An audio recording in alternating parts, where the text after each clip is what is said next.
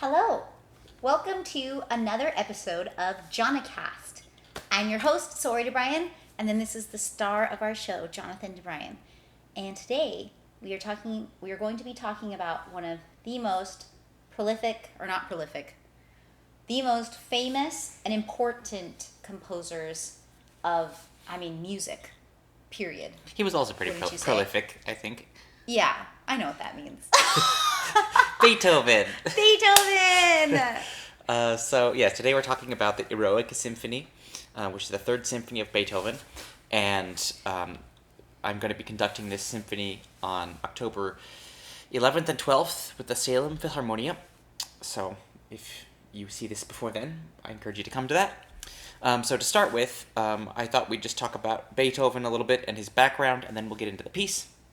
So Beethoven was born in 1770 in Bonn, in what's now Germany, although in those days, Germany did not exist in the same way that it exists now. So these days, you have Germany, you have Austria, maybe you could say Switzerland, but in those days, there were many German states, and they were all independent to a degree, although most of them were under the rule of what was called the Holy Roman Empire. And so Bonn was part of what's called the Electorate of Cologne, which was basically one of the German states, and the elector ruled it, and the electors were the people who were responsible for electing the Holy Roman Emperor. So it's interesting. Originally, the seat of the electorate was in Cologne, which is a little bit like downriver from Bonn. But at some point, they kicked out the elector, and so his seat of power was actually in Bonn, even though it's called the Electorate of Cologne.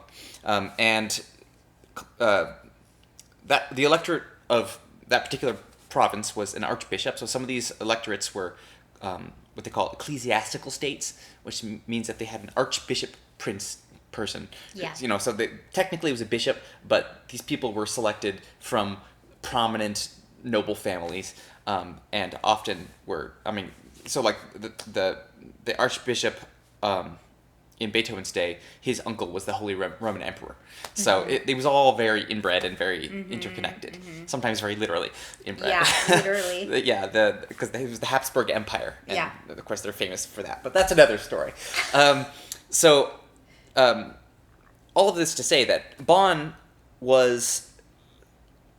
it's now part of Germany, and it's kind of a little bit the provinces. Like Beethoven didn't come from a great center of he didn't come from a big city. He came from a smaller, not a totally unimportant place, but kind of from the outskirts of German lands, and he was very much a Rhinelander. He was a German commoner, and he didn't come from special noble stock, although he did come from a line of musicians, which we'll talk about.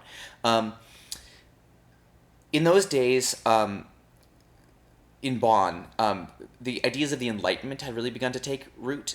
So the Enlightenment, you think of like the American Revolution and the Benjamin Franklin and Thomas Jefferson, the ideas of freedom and the common man casting off the yoke of aristocracy and monarchy, and the rise of reason and science, and humanism. These were really popular ideas that were growing in popularity as Beethoven was coming of age. And in Bonn was a relatively progressive city. Cologne, their neighbor, was known as being much more conservative. And Bonn, although it was technically ruled by the church, it was a little bit more progressive. And the ideas of like philosophers like Immanuel Kant, or poets and authors like Johann Wolfgang. Is it Wolfgang? I always forget that Johann Wolfgang comes first, but Goethe, the famous playwright Goethe, and also Friedrich Schiller, and a number of other famous playwrights and authors. These were all Enlightenment thinkers, and they were all contributors to this kind of zeitgeist. And so this is the milieu in which Beethoven was raised. And so the ideas of the Enlightenment are very central to Beethoven and his thinking. The Enlightenment idea was very idealistic. It was very utopian, and you'll see a lot of these themes in Beethoven's music and on his views and the way that he approached writing music. It was humanist, so it wasn't anti-religious, but it certainly was. It was, you could say, anti-clerical. And Beethoven didn't have much love for priests or the hierarchy of the church. Beethoven was one of the first composers who was not deeply rooted in a church court or something. So to back up a little bit, Beethoven's grandfather was Flemish, and he was hired and moved to Bonn to be a singer in the court of the archbishop. Oh. And so he was a bass singer, and eventually he rose to become Kapellmeister, which is a little unusual for somebody who's not a composer. So he was a singer, but he was such a well-respected musician that he became the Kapellmeister, which is like the head of the music for the court in Bonn, and he was essentially the preeminent musician in Bonn. His son, Beethoven's father, Johann van Beethoven, was also a singer, a tenor, but not as talented as his father, not as respected as his father. He was kind of was a screw up and a drunk, and he wanted to succeed his father as Kapellmeister, but that did not pan out. It was kind of understood that he was not the same caliber of musician as his father, and he always resented that. But he also was well liked, and he managed to find a place in the court, although he was not ever as respected as his father. And his son, the famous Beethoven, Ludwig, you could say Ludwig II, although it's his grandfather who was Ludwig. He trained him from a young age to be a musician, and so Beethoven came from a lineage of musicians, and he was tied in with the court in that sense, and he did work in the court as a young musician. But when he finally broke away and moved to Vienna, his patrons became not the church, but rather various local nobles. And so many of their names have been immortalized because he dedicated various compositions to them. So, there's like the Waldstein Sonata, or, like Prince Lobkowitz, or, these names that have become very famous because whatever piece that he wrote dedicated to that person is like now famous for that. And so Beethoven basically made his living as a composer by getting these commissions from rich people. So, like I said, I think I said Beethoven was born in 1770, and he was kind of a transitional figure between the classical period and the Romantic period. So if you look back to like a composer like J.S. Bach, that would be considered Baroque, and he was born, I think, 1685 and died 1750.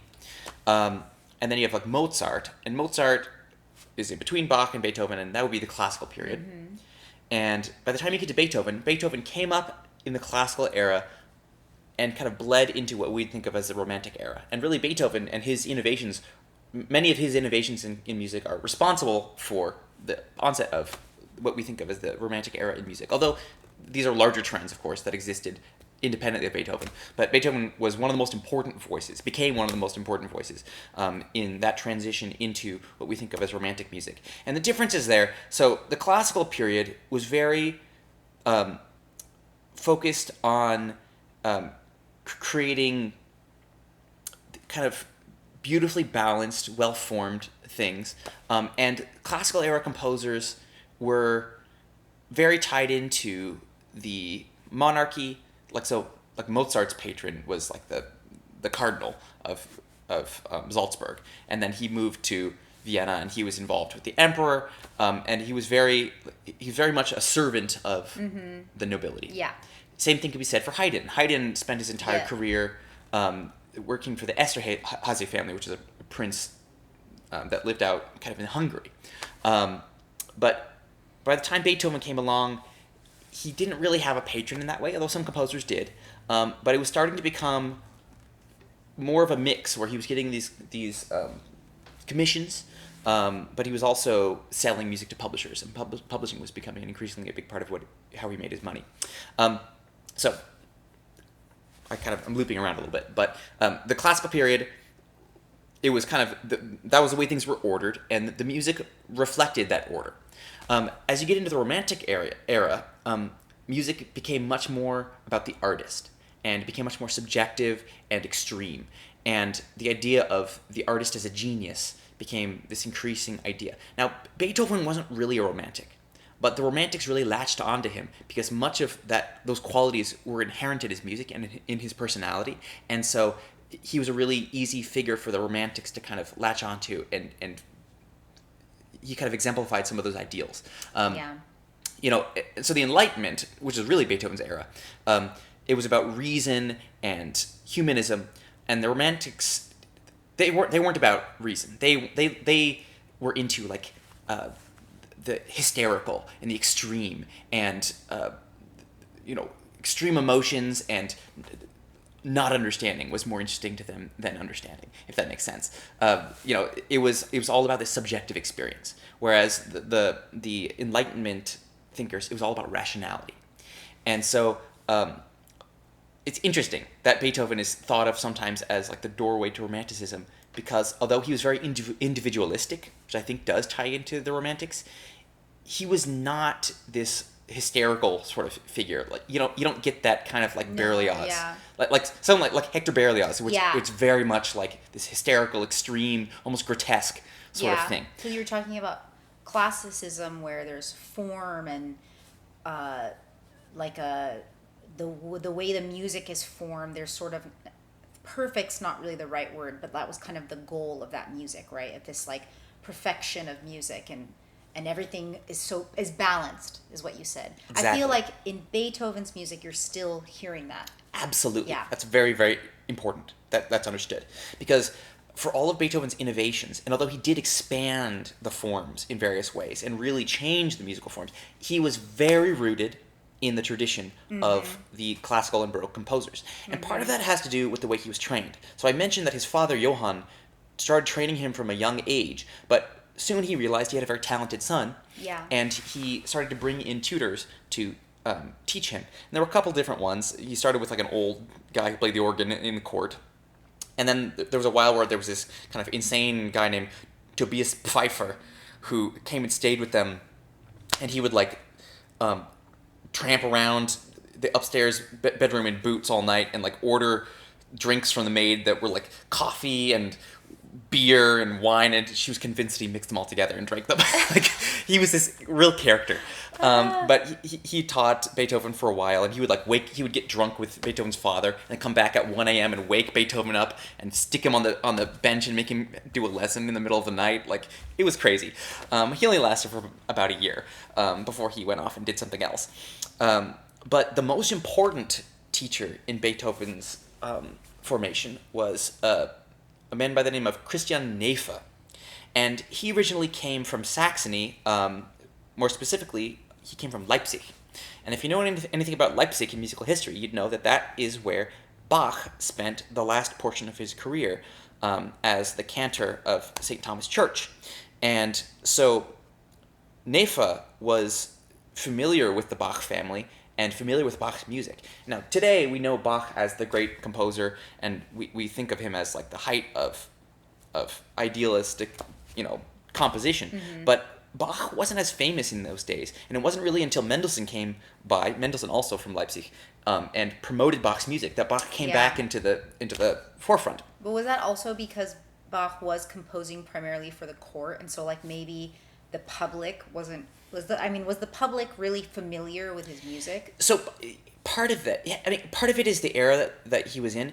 The idea of playing the music of a composer that was dead didn't really happen until more in like the Romantic era. Oh, okay. Yeah. So like it wasn't an expectation that your music would outlive you in those days.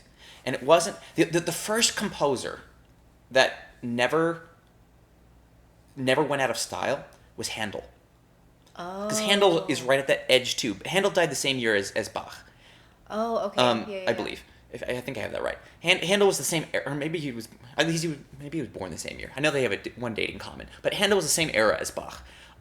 But his music was very popular in England, and it was so popular that when he died, they kept on playing They it. kept on playing He his was the music. first composer who never that's left. so interesting. Never left the canon. Yeah, because now all we do is play dead guys' musics. Yeah. Now, by the time that like Mozart died or Haydn died, it was Handel had already died, and this is already a thing of let's keep on playing this stuff. So that's right around when it happened. So as Beethoven was coming up, this idea that you were going to be immortal and your music was going to outlast you, that idea had started to exist, and Beethoven was one of the first composers to build himself up with this understanding that his music might outlast him. To write in that which will way. come into play, because I think it Yes. plays a big factor into Beethoven's mindset and the way he wrote music. Yeah. But, so Christian Neff, as we were talking about, Beethoven's teacher, he came from Leipzig. He knew the music of Bach, and he understood its importance. And so when he was teaching the young Beethoven, he introduced him to the music of Bach. And Beethoven is one of the first composers, or one of the first musicians, period, maybe, outside of Leipzig, who grew up playing the well-tempered clavier, which is Bach's kind of magnum opus at the keyboard, where he wrote a prelude and a fugue in every single key. So, there's 12 chromatic notes on the musical scale. If I go... I can play 12 half steps before I get back to an octave. There's 12 different pitches in music. And Bach was maybe the first composer who wrote a piece of music in every key. Because before that, it gets a little complicated, but tuning had not developed yet, so that each key wasn't equally in tune. It's a kind of a tangent. I don't want to go too far into it, but basically, the well-tempered keyboard was an invention in Bach's day, where they made each key relatively in tune, and so you could write a piece of music in each key, and so Bach did that, and he wrote a prelude and fugue in both every major and minor key of the 12 pitches. Yeah. And so, as a young player, Beethoven learned the well-tempered clavier at the keyboard, and he's one of the first composers to do that. And so he kind of imbibed the style of Bach from a very young age, and that's very, very, very important. He also played in the orchestra of the court theater, and so he was familiar with the music of Mozart and various other important composers of the day. And so that was all part of his musical development. He would assist his teacher. Like if his teacher was unavailable, he would play keyboard for rehearsals and things. And so Beethoven kind of grew up deeply immersed in the music of these masters. And that's very important. Who were alive? Still? Yes. Some of them? So Bach had died. Yeah. Mozart was still alive. Yes. And actually, Beethoven did meet Mozart once. So he went to Vienna as a kind of a teenager. The Elector agreed to send him to Vienna. And he met Mozart. But unfortunately, before he could form a better relationship, he got news of his mother's illness, and he rushed back to Bonn, and his mother passed away. And so it just kind of didn't work out. Yeah. Yeah. And his first trip to Vienna, he also started taking lessons with Haydn. Now, Haydn, as I mentioned, had been for most of his career living in Hungary, essentially.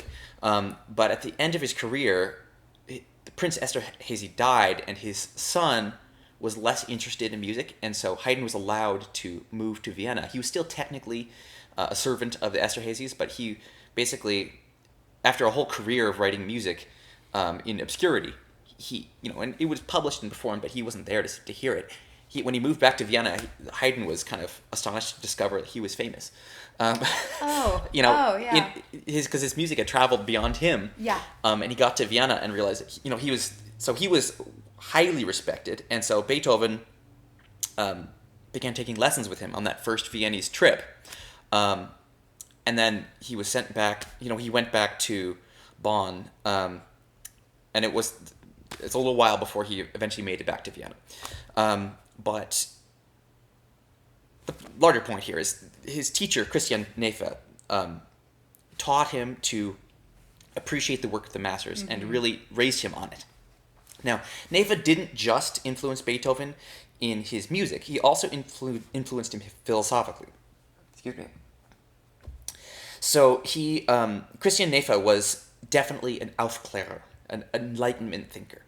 And he was also a poet and a writer, and he was really interested in these ideas, and he was a member of the Freemasons, and in fact he was a member of the Illuminati, most likely.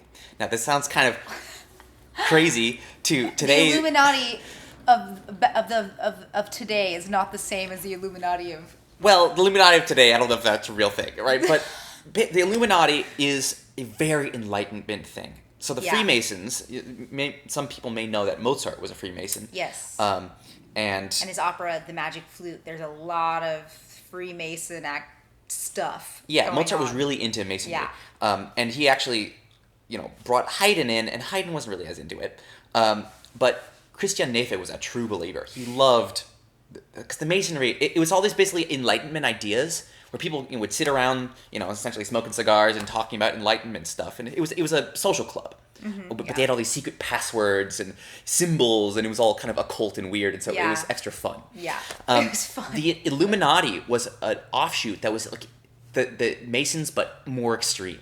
And the idea was we're going to be even more kind of opaque and weird, and even more rituals and weird stuff. And we're gonna try and infiltrate governments and make change happen.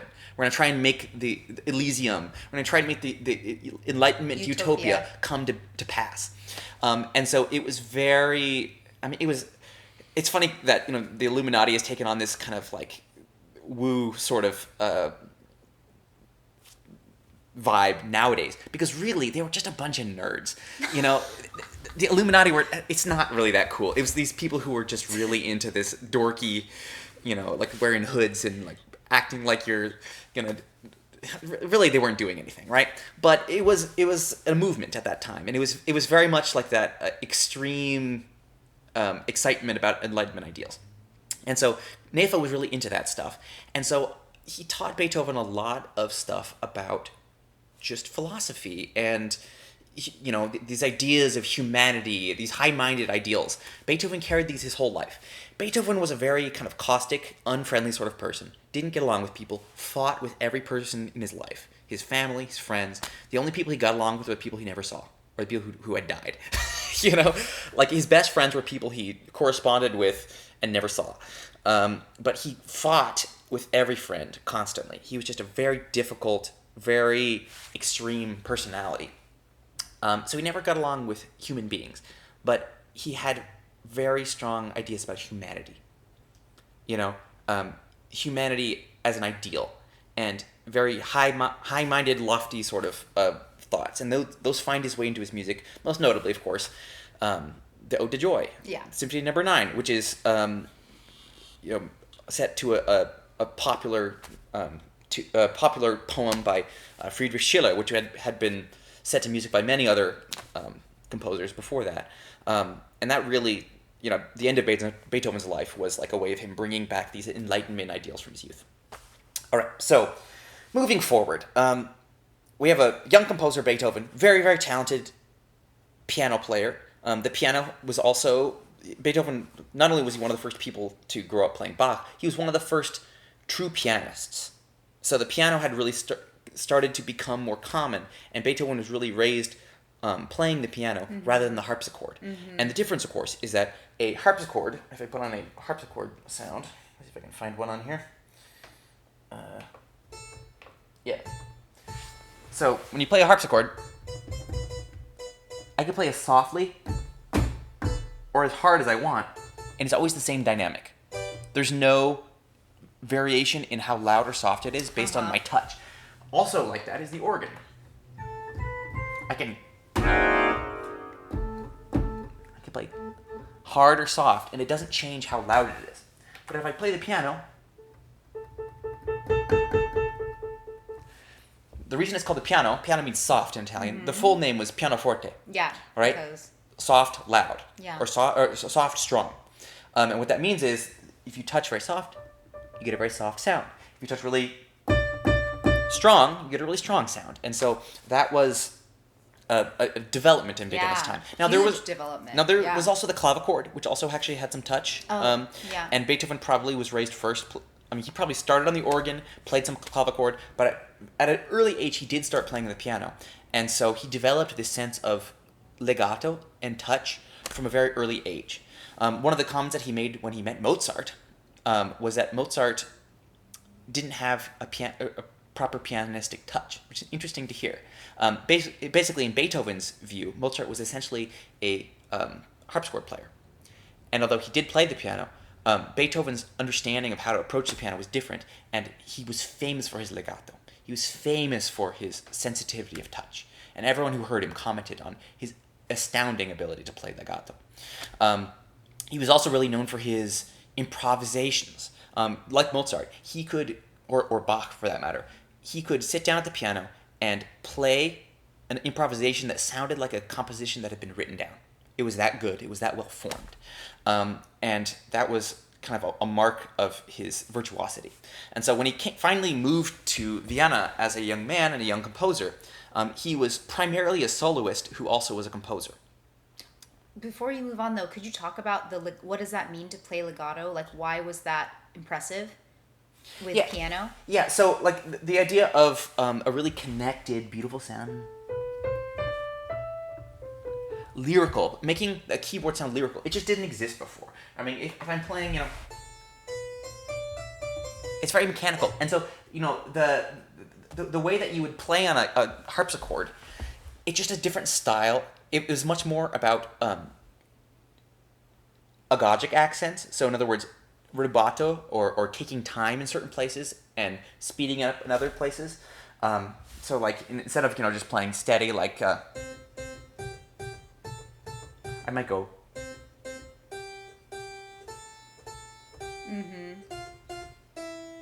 I mean, I'm exaggerating, right? But yeah, okay. Stretching the time in various ways. That was the only way you could get expressivity. But when you have the keyboard, you can, the piano, you can start to create dynamics. You can start to create loud and soft. Yeah, and you can kind of string. Yeah, now another thing that the piano had was a sustain pedal. Yeah. Now, in Beethoven's day, rather than a pedal you stepped on, it was actually something you lifted your knee underneath the instrument. So you had to hold your knee up to get the sustain, which was interesting. Yeah, that's interesting, yeah. But, basically over Beethoven's lifetime, the piano was in development. And he was constantly writing letters to various piano makers asking for different things. He was always asking for more notes and more sound, and he was never satisfied with his pianos. It's one of the interesting things, it's a bit of a tangent, but sometimes people, they want to perform Beethoven's music on, like, the pianos of his day. And I always feel like that's a little bit wrong-headed, because Beethoven hated the pianos of his day. And I think, if given the chance to really play on a modern Steinway, I think he would have liked it a lot, actually. Oh my God! Yeah, because it had everything he wanted, Yeah. You've said that to me before, like when we're listening to the radio and stuff, and I think that is such a funny thought. Like Beethoven being like, "This is amazing." I think he would have loved the modern piano, because it has everything that he liked about the piano, but more. It was fixed. Yeah, and so regardless, so the piano was kind of his instrument, and he came to Vienna as a great piano virtuoso, and to show off his playing, he would play his own compositions, and so he had, various sonatas he had written in his first couple concertos. My chair. Next. Okay. Yeah. Sorry. It's okay. For the kind of the first part of his career, he was this hotshot virtuoso. So, skipping forward a little bit, getting towards the Third Symphony. So the first two symphonies of Beethoven are more classical in shape. They're still very revolutionary compared to much of what had been done before. The symphony wasn't, although some at that time were calling it the king of musical genres, that wasn't really effectively true yet. Haydn, who's often called the father of the symphony, he wrote 104 symphonies, but even after some of his greatest successes in England with his final symphonies, he stopped writing symphonies and started writing oratorios and other things. Although Mozart wrote many symphonies as well, his focus was on opera. So although symphonies were becoming more popular and more important, even the greatest exponents of the symphony had other things they cared about more. Yeah. Right?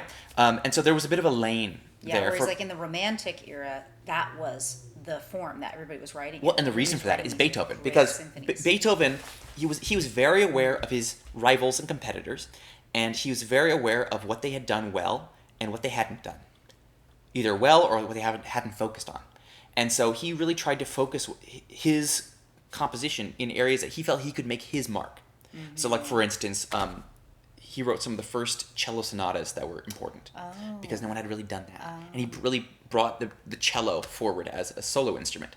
And if you look at the symphony, although Haydn and Mozart had both done great things in the symphonic genre, he felt like there was room there. Also, Mozart, of course, died, so although the young Beethoven met him, he never really got to form a larger relationship. By the time he moved back to Vienna, Mozart had died, and when he moved back to Vienna, he was taking lessons with Haydn, but Haydn had stopped working on symphonies. Beethoven and Haydn had a difficult relationship because, Haydn was the old master who was kind of a little more set in his ways, and Beethoven was the young upstart. Mm-hmm. And Beethoven was very prickly and hard to deal with, and so he would kind of piss Haydn off a little bit. And Haydn tried to guide him, but ultimately he was from another generation, and he didn't really approve of everything that Beethoven was doing musically. And Beethoven had a vision of where he was going to go, although in these early years he was still trying out different voices and different things. But he often felt that Haydn was kind of a barrier to him, and Haydn was holding him back in some ways, and he increasingly saw him as a rival. Now, it's important to note that by the end of Haydn's life, they managed to settle that, and they managed to come to an understanding with one another. Although Beethoven said that Haydn never taught him a thing, that's not true. Haydn taught him a lot, and he did respect Haydn a great deal. But he also saw a musical path beyond Haydn, and in his first big compositions, you start to see him trying things and doing things that maybe Haydn wouldn't have approved of. And critics of the day also didn't really always understand what Beethoven was trying to do. And the more Beethovenian his sound, the more that the critics were confused and didn't like what he was doing. But gradually he started to win people over. And, his first symphony started to find success, and then his second symphony, this is a little too much. But then by the time the third symphony came along, the second symphony had started to be understood. So, although the audience was a little late to understand what Beethoven was trying to do, they did start to catch up with him and start to appreciate what he was trying to do musically.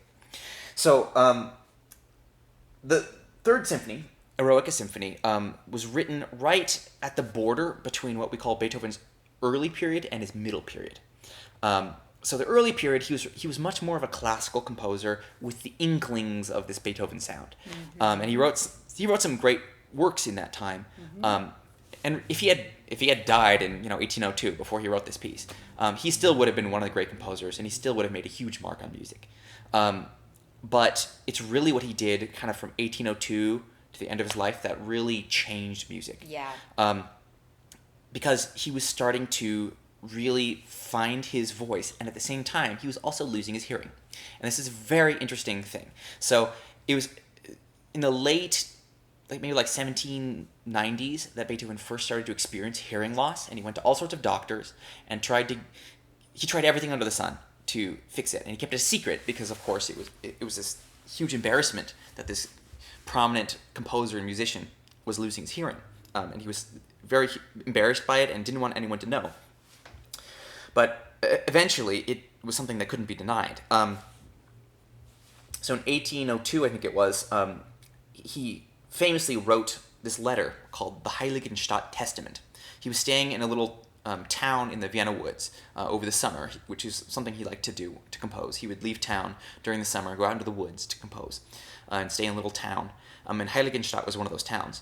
And he wrote this letter addressed to his brothers, basically confessing that he was losing his hearing and expressing his despair. And in the letter, he says that he's considered even killing himself, but he feels that the work that he has yet to do is too important. And this is kind of going back to what we were saying before about music outliving the composer.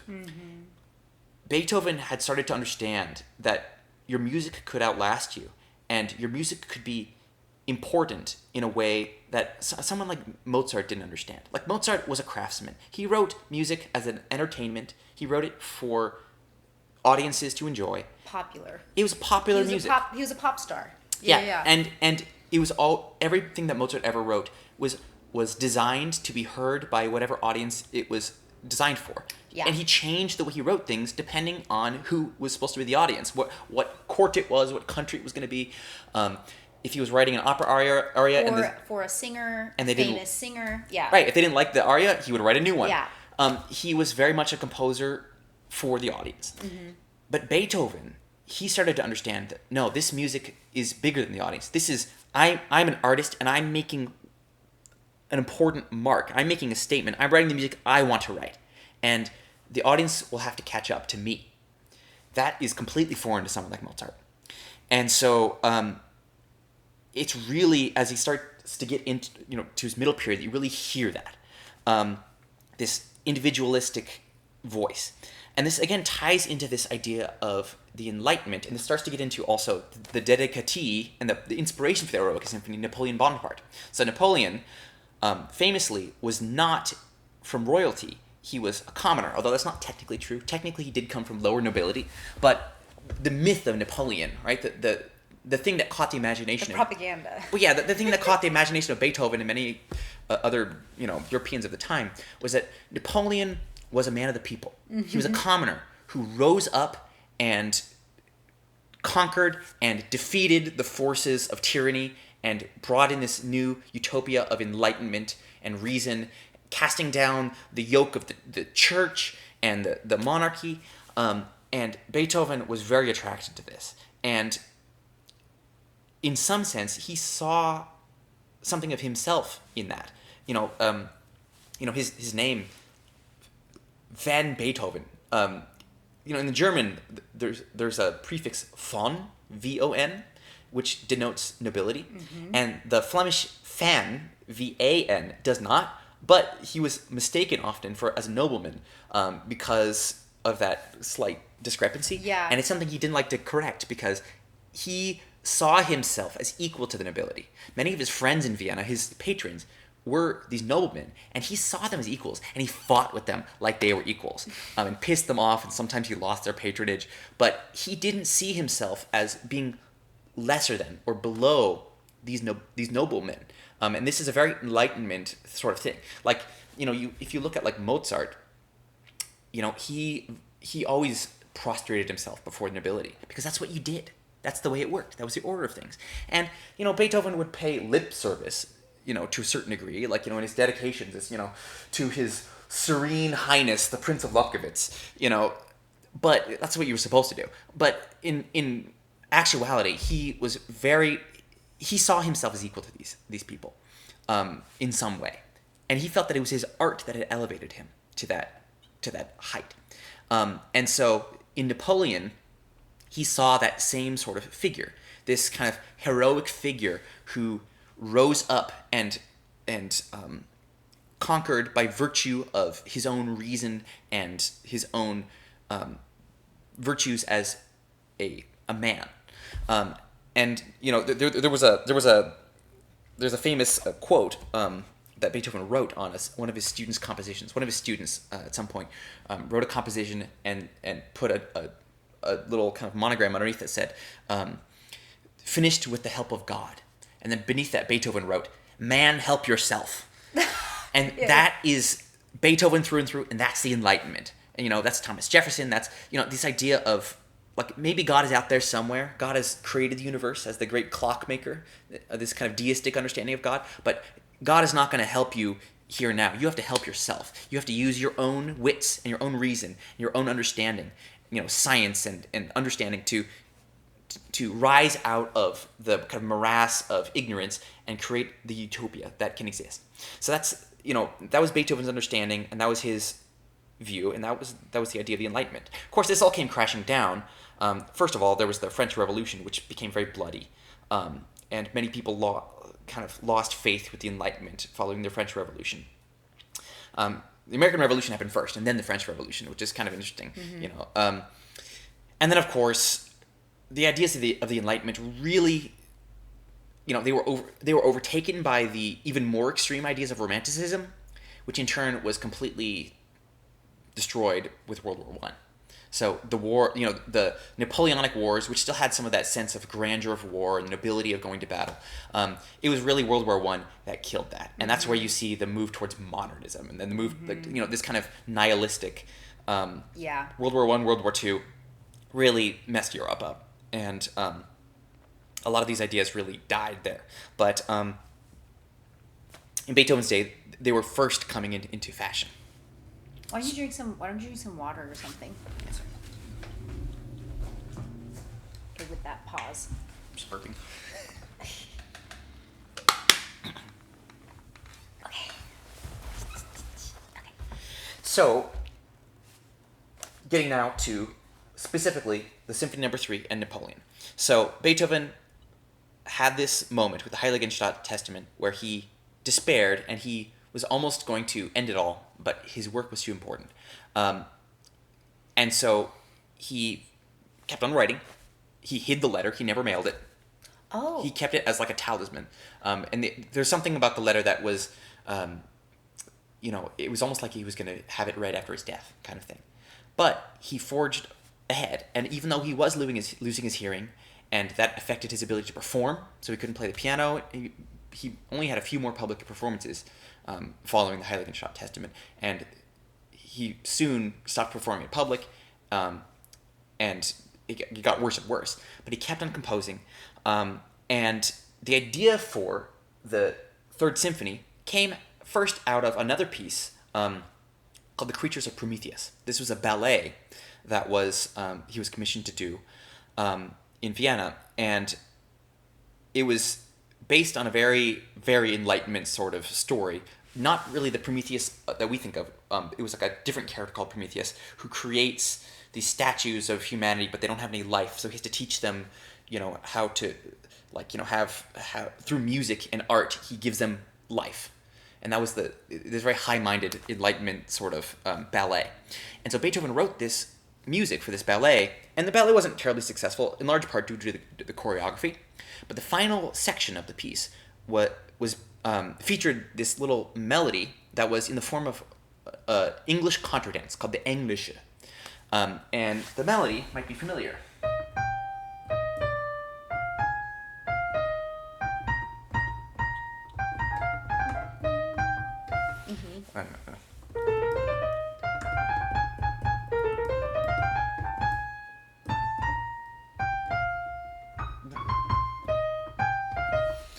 Bad piano playing as usual, but you recognize this melody. Yeah. So this is the melody that is now famous because of the Eroica Symphony. It appears first as the final movement in this Creatures of Prometheus. Oh. Now the Creatures of Prometheus doesn't get played very much except for the overture, which does not feature this melody. So many people don't even know that this piece is the origin of this Eroica melody. Now, this dance, the Englische is an important dance symbolically, because it's an English contradance, which features like a row of women and a row of men, and over the course of the dance, they start switching partners, and you dance with everyone down the line. And so if you're in a situation where there's people of various social classes, you can have a situation where, a farmer's daughter is dancing with a prince, Yeah. And so there's an inherent kind of humanistic equality in the dance. Yeah. There's this very Enlightenment sort of idea of like the equality of man and the brotherhood of man. And so Beethoven latched onto this little dance, and it symbolized something of, like, there's something in the dance, like, that symbolizes the idealized society according to Enlightenment ideas. And so the dance is a metaphor, for the way society ought to be ordered. Yeah. And so Beethoven took this, and he really, something about this was compelling to him, and so he wrote another piece based on this, his Opus 35 Piano Variations, which is also based on the same exact theme. But in his piano variations, he takes it a step further. He doesn't start with the theme. Rather, he starts with just the bass line, which goes...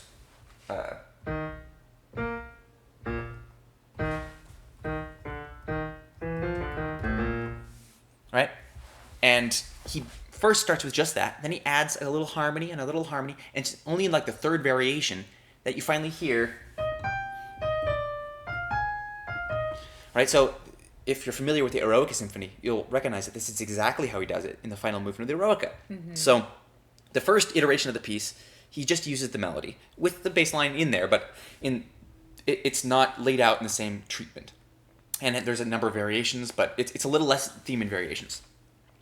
In the piano variations, he treats it in the same way he does in the symphony, where he starts with just the bass line, and then he adds the melody in over the top, all right? And then he does a bunch of really interesting piano variations, all of which are completely different from what he does in the symphony. So when he wrote it for the symphony, he used the same idea of starting with the bass line, but then he wrote different variations. He wasn't going to repeat himself. And his style of writing variations for the piano is different than writing for a symphony orchestra. For him, the symphony style is something different. And this is something that goes back to Mozart, that different genres of music had different musical styles. And you wouldn't write the same way for a keyboard that you would for a symphony, even though, yeah, the musical styles would be different. So he had this seed of this idea, this thing that was clearly compelling to him that he kept on wanting to reuse. So somewhere in here, he had this idea that, okay, I want to use this melody, and I want to create a symphony based on Napoleon Bonaparte. And part of this was practical, because Beethoven, at this point, was strongly entertaining the idea of moving to Paris. He had been living in Vienna. He didn't really like the Viennese people. He didn't like anyone, so he probably would have hated it in Paris too. But in his mind, Paris was a better place to be.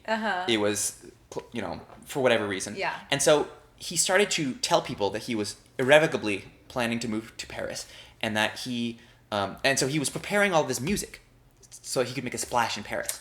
And so he was going to write this piece based on Napoleon, so that he could have a calling card, so he could get in with Napoleon.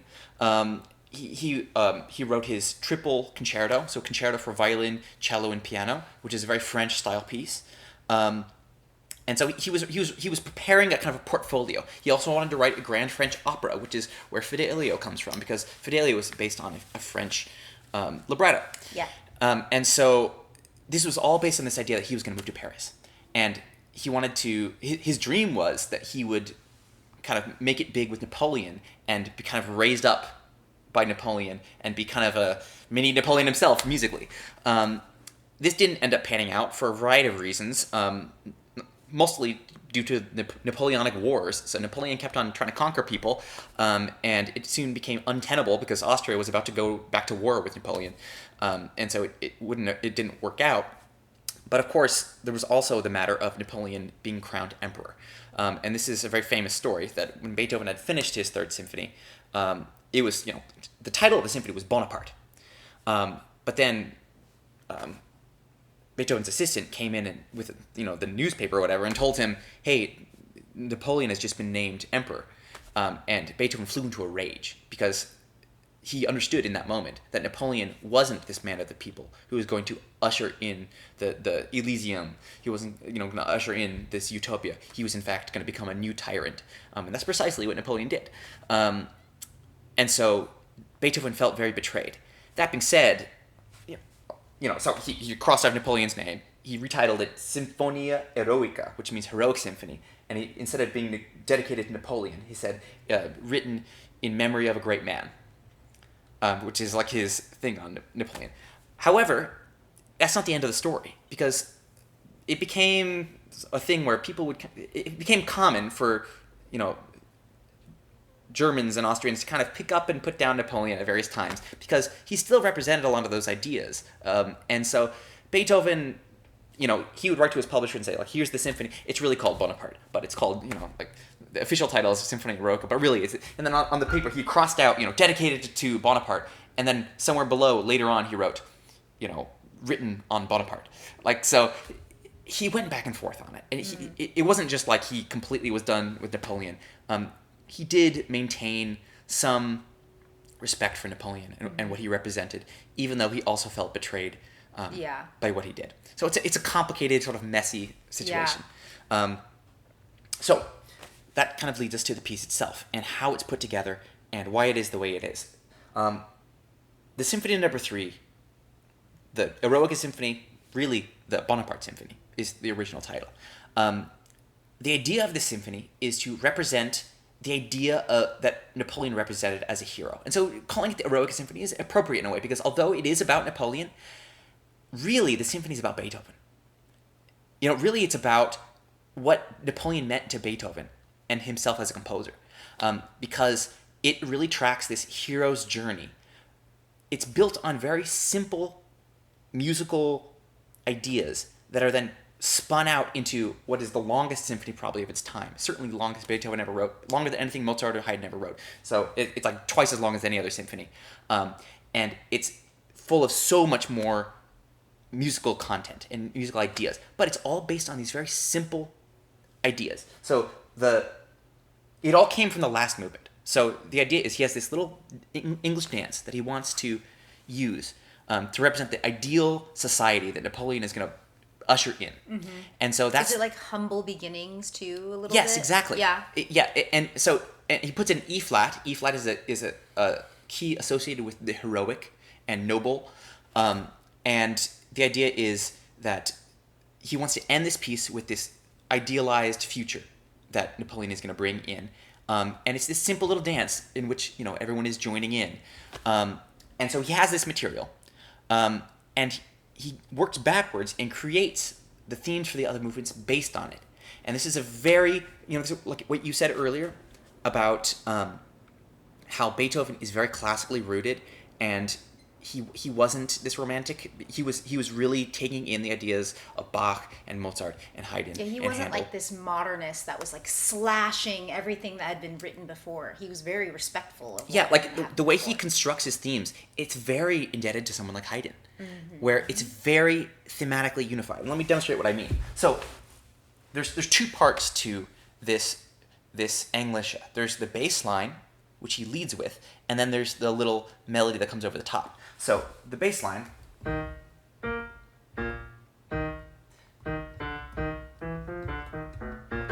right? It has a certain contour, and it's based on this E flat and then B flat, above and below. And you fill that with the note in the middle, and you have the E flat triad. It's the basic tonic chord of this whole piece. So when he goes back to the first movement, he takes the same contour.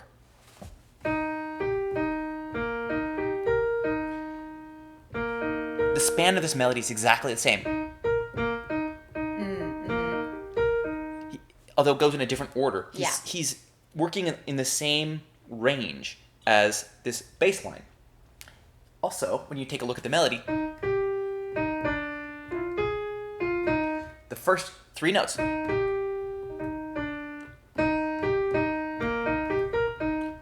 Right? It's the same first three notes.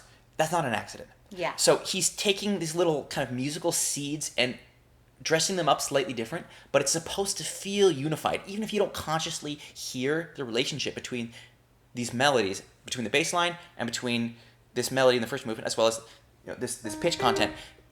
You feel it somewhere subconsciously. It feels unified. And that's the idea. So this melody from the first movement, it's basically just an E flat chord with a note below. The tonic triad, the most simple thing in all of music, and that's what he's making his melody out of. That's significant, all right? Napoleon didn't come from royalty. He came from the people. Beethoven didn't come from royalty. He came from the people. But through his art, through his man help yourself, he lifted himself up to the level of a king. That's the idea. And so you hear that, this simple but noble, and he puts it in the horn, which is this noble instrument. Mm-hmm. And that is the basis for this piece. So the first movement, that melody, is related to the last movement, so when you get there, it's the fulfillment of that first movement.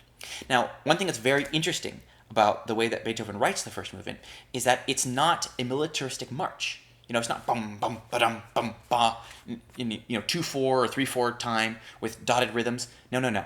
He writes it in 3. It's like a dance. Mm-hmm. Right? It's a lyrical dance because it's not about the actual battles of Napoleon. It's the heroic spirit. It's uplifting lifting man up to his ideal. Yeah. Mm-hmm. That's what's represented in this music, and that's how Beethoven also felt in his own music. That he even though he was a real asshole, for lack of a better word, he had a nobility of spirit underneath that. That even people who complained about him recognized. Yeah. That for all of his rough around the edges exterior and his caustic personality, Beethoven had a real nobility of spirit and a real idealism in him. And it came out when he made music, and you hear it here. And I mean, if he didn't have that, he couldn't have written just the sublime, beautiful music that he did. Mm-hmm. I mean, some of Beethoven's music is very extreme, but there's so many slow movements that are so beautiful and heartbreaking. Beethoven really did have this nobility inside of him that he found hard to express in words at times, but you hear it in his music. And it was certainly there, and people who knew him well experienced it. Yeah, I mean, you would have to understand humanity in order to create music that like really touches humanity. And that's the thing is Beethoven understood humanity, but he didn't understand himself. He didn't understand the people around him, but he understood something deeper somehow. Mm-hmm. Very interesting. Mm-hmm. So the symphony, it starts out with just two big chords.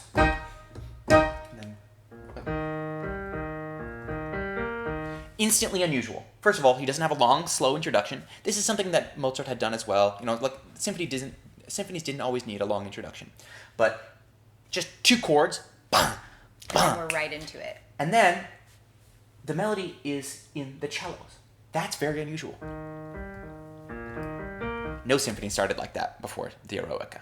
And I mentioned to you earlier that Beethoven was one of the first composers to write for the cello as a solo instrument. He also, in his string quartets, started to liberate the cello from just being on the bass line and make the cello more independent. And so Beethoven, more than any composer, is responsible for the cello coming forward as a solo instrument. Interesting. And this symphony, it starts with just the cellos playing the melody, introducing the melody. Now, what's interesting about this melody is one of the other musical elements that exists in this English thing from the last movement is this chromatic slide. So you hear it in the bass line. So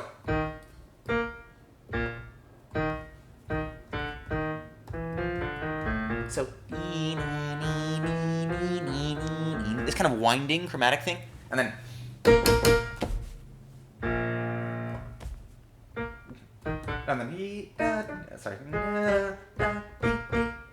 right. That's the bass line. This chromatic element, he also works into every movement. And so you hear that here. We go.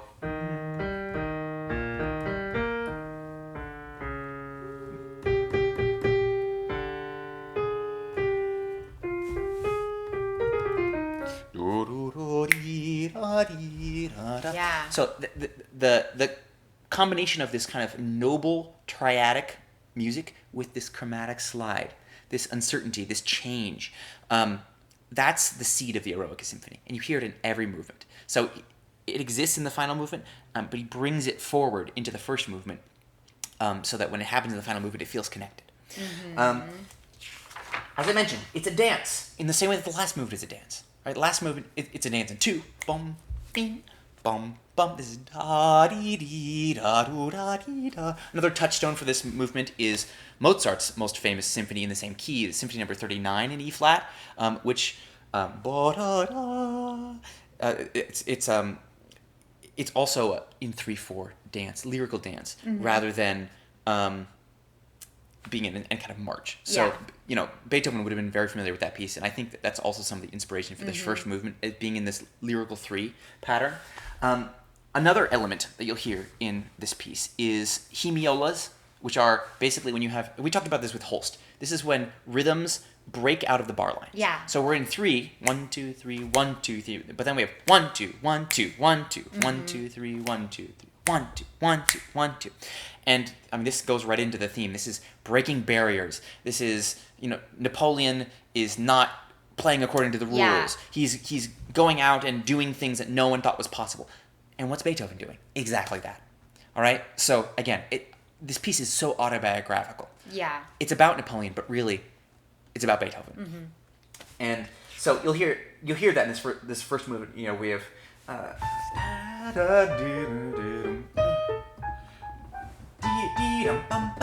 ya dee da ba bee da ba da bee bum Yeah. ba bum ba. It's a huge element here. We also have Yeah. this dee dee dum ba dee dum bee dee dum ba da dum. Yeah. And I apologize for my singing and my piano playing. There's many great recordings that people can go and listen to hear what I'm talking about. But you'll hear these kind of da da da ba, these kind of figures that don't really fit into the bar line. Yeah, in the winds, right? Yes. Yeah. There's also this kind of scurrying figure, which I cannot play, but I'll just try once.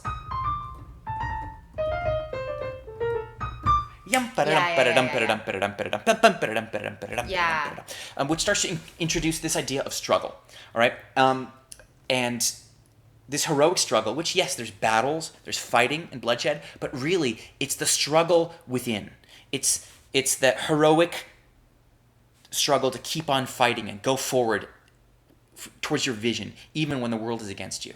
That's, I think, what Beethoven really connected to about Napoleon. And that's what you hear in this music, is this heroic spirit, this uplifting da-dee-dee, and then the struggle against the inner turmoil that the hero experiences and the artist experiences. So, following his introduction, there is a secondary theme,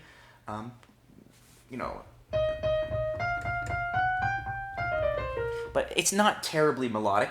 Much of the really, you could say in a way that this first movement is almost monothematic. There is other material, and there are other little melody bits, but there's nothing that really takes over that could be equal to this original theme. Oh, really, yeah. Really his first movement is based around a single theme, Yeah. and there's other pieces which are kind of transitional that support it, but he doesn't distract from this theme.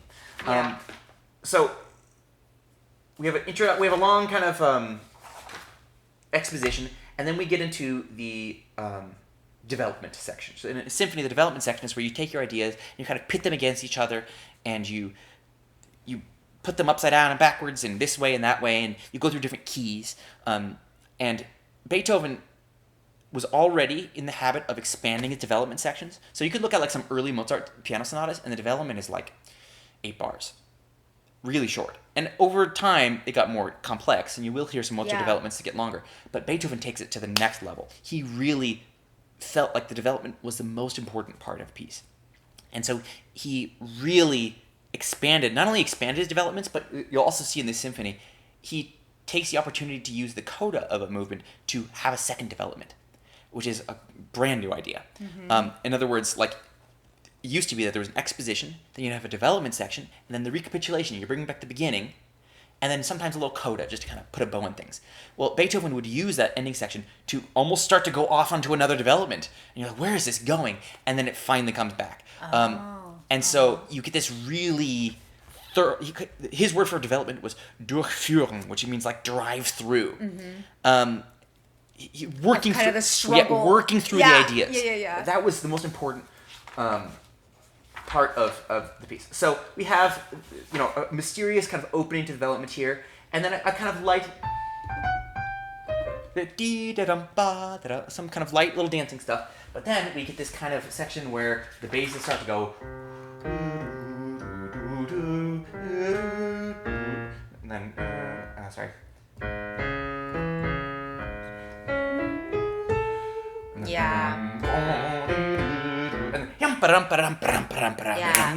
So underneath we have the basses going do da dee, climbing up note by note. Yeah. So ba da do da da da da da, going up step by step, and over the top building intensity. And then it kind of dies away, and you're like, is it over? And then it comes back, and it's even more. It's this strife, this struggle. And again, you could say this is battle, this is war, this is Napoleon's battles, but I really hear inner struggle in this music. There's something spiritual about it. This section goes on for a while, and finally kind of comes to a climactic moment, and we come back to this kind of light material, pastoral dancing, and then we have kind of a little fugue, what starts to be a fugue.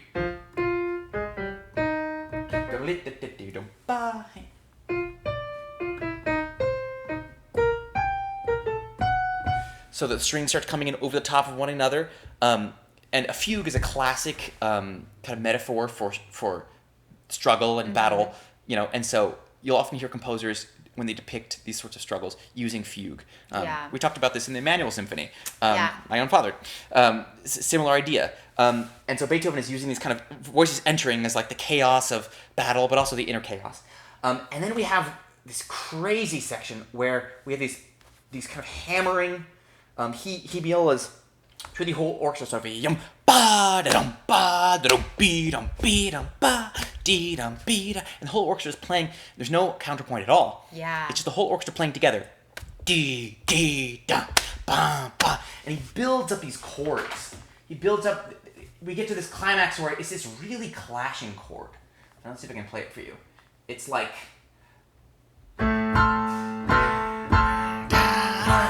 This really hammering chord, and then we have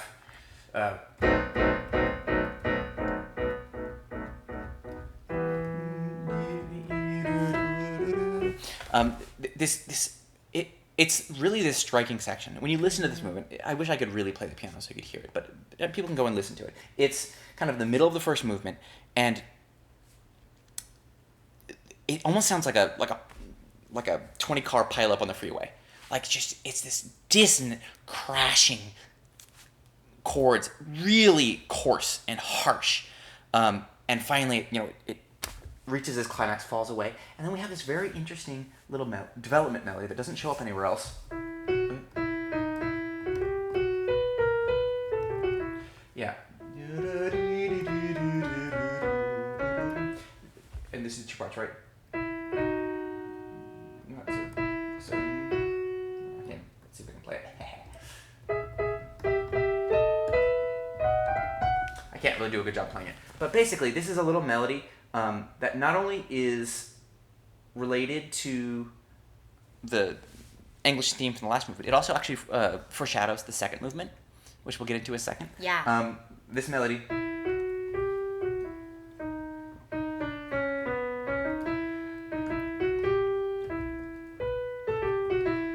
That's the second movement melody. So it's hidden in this development, but he actually literally previews his melody from the second movement. So again, tying everything together perfectly. You'll also hear this kind of chromatic sliding. Yeah. And then, if you think about this.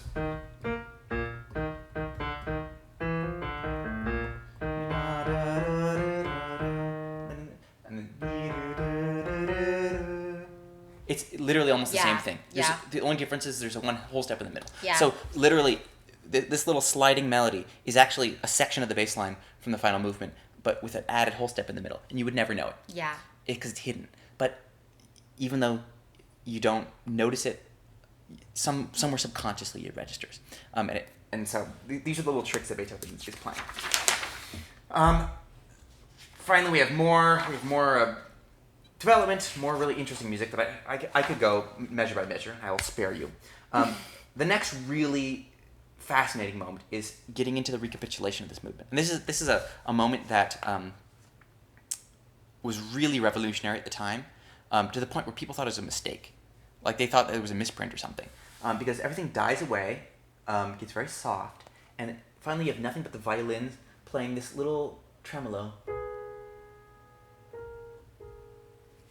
And then over the top of this, the horn enters alone. And then,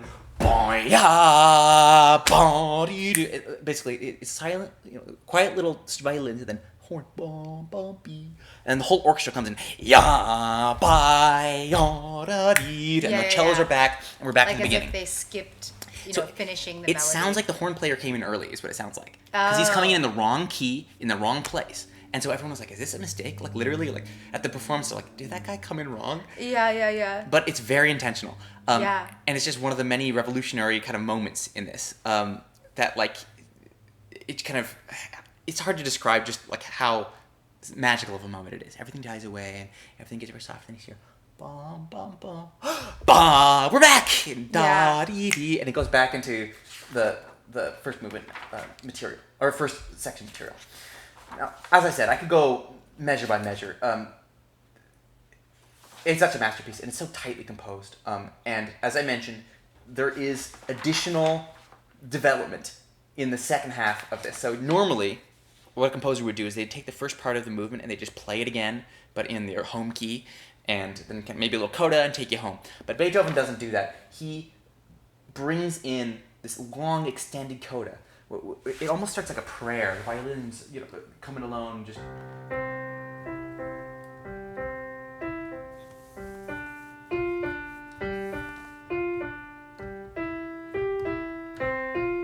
And over the top of this, the first violin.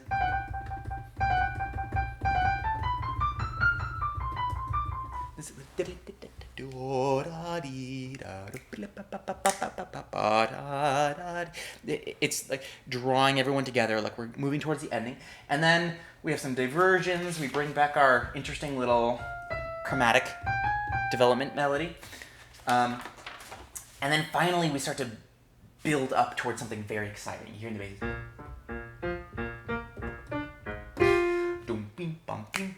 Building up, and the horns, they're starting to go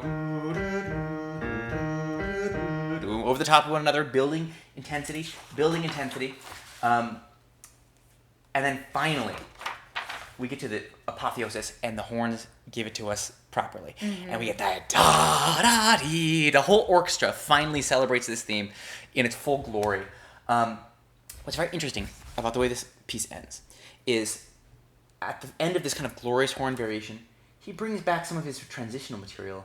Let's see here.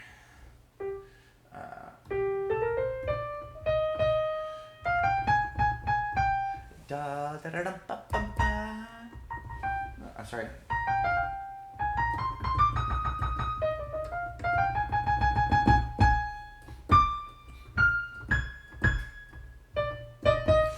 He brings back some of this kind of transitional material, which is not the most stirring stuff. And then he kind of does some chords. Boom, ba-dum, be-dum, ba-dum, bing, bum. And then he just ends it. So the ending of this movement is kind of unsatisfying. Like we have this big horn apotheosis. Yeah. And then just this little bit of a transition. And then some kind of perfunctory chords. And then he ends the movement the same way it started, with just 2 E-flat chords. And then it's over. Because Beethoven understood that this movement is not the end. He wants to create a cohesive whole. And one of the things that Beethoven said about his compositional process, not just this piece, but every piece, he said, I try always to keep the whole in view. Yeah. He always tries to keep the big picture in view. And so, although this heroic first movement is really impressive, he doesn't end it in a very satisfying way because he wants you to be ready for what comes next. Yeah. And so I think that's just such an interesting thing. Yeah. It shows his maturity as a composer. I mean, he was 32 years old when he wrote this, the same age I am. Yeah. And he had such maturity as a composer. So now we get to the second movement, entitled... Can we take a break? Yeah, sure. Can we take a break? Yeah. Is it okay? Okay. So next we have the second movement, which is entitled Funeral March. And this is kind of the natural progression, following the battle, there's the wounded and the dying. And so, Beethoven, he never actually saw a battle, although he did witness an army marching when he first went to Vienna. He and his friend were on the road, and they saw an army marching by. And of course, when he was in Vienna, following battles, the soldiers would come, and there were casualty there. Yeah. And so it was part of the kind of national consciousness. This funeral march is very much in like a French style, which is appropriate considering the subject. This kind of very humanistic funeral dirge. It was a style that was developed by French composers, and Beethoven taps into it, and it really is appropriate for his theme here. It's the other side of the struggle of the hero. That not only is there victory, but there's also loss. But there's also how you respond to that loss. Because this is not like an anti-war piece at all. This is not. You won't hear it's not like Holst Mars where you hear the horror of war. Yeah. This is still very much in the tradition of the nobility of the heroic sacrifice. Yeah. And so, but it's interesting. You'll note. As I said, it's very humanistic. That you don't feel it doesn't feel religious. It doesn't feel like it's about God. It's definitely humanity. And so the opening theme here, we get right to it.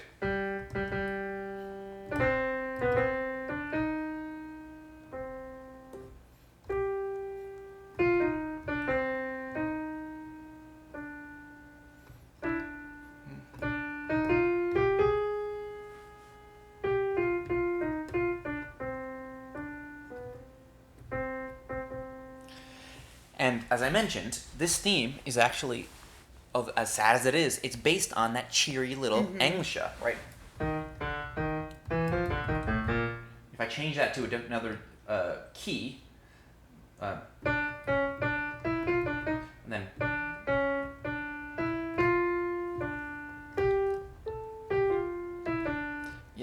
it's the same melody, but transposed into a different key, and then futzed around with a bit rhythmically, so you don't recognize it. Yeah. It's also the same material, as I mentioned, from the development of the first movement. Yeah.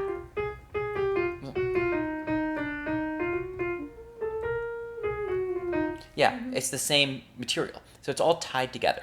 But in this case, it forms this funeral march. Now, it's interesting about the second movement. It's actually longer than the first movement. It's the longest movement in the whole piece. The first movement is long. The first movement is like, or maybe it's not longer, but it's close. Yeah, no, it depends on the performance, honestly. Some people play it really slow, and it is. Yeah. Like, when I do it, first movement is about 16 minutes, the second movement is about 14, so maybe it's a little shorter. But it's a long movement. There's a lot there. And so we start with just kind of this first statement. The basses are kind of go, it's this funeral procession, and you'll hear the timpani comes in. It's very sad. The solo instrument here is the oboe. The oboe you'll also hear in the first movement, but basically the two hero instruments of this symphony are the horn and the oboe, and you'll hear them at various points in the symphony. Yeah. And so we have kind of this first few statements of this funeral dirge and various arrangements in the orchestra. And then eventually, it kind of comes to a close, and then we have a major section, which is kind of a contrasting theme in the oboe. Oh, sorry.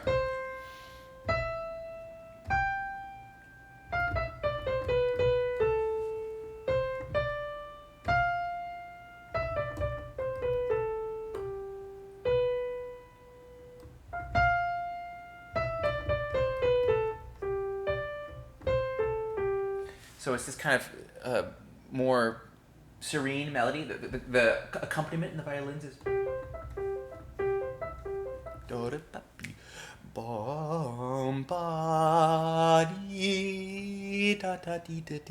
So it's kind of the, we had the darkness of the funeral dirge, and then it's like, the bittersweet, like you're looking up to the heavens, and there's kind of that. The beauty of life itself. I think that there's something in this movement that's also about, I think Beethoven felt very misunderstood, and I think this kind of like morose sort of character, I think it ties into those feelings for him. I think that's where a lot of this comes from for him, and I think he sees himself as having made a lot of sacrifices for his art, and he doesn't he didn't feel like it was understood about him. He felt like people misjudged him, and I sense some of those feelings in this movement. The kind of I'm a noble character who's tragically misunderstood, which he was also kind of narcissistic, but it was also true. And then we have an extended section based on this major, and then finally the return of the funeral march, and then we have a fugue.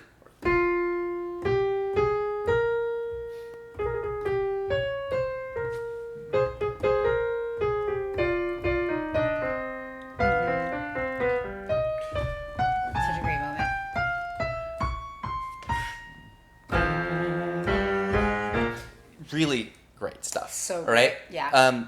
Just so amazing. Love a fugue. Yeah, and he does it in the first movement as well. So it's again the sense of unity between movements. And it builds up to this kind of outpouring of just angst and emotion. Da dee da dee. The horn comes in over the da dee da dee da da. The strings are just like frantic. It's just amazing. And finally, we're exhausted. We finally have...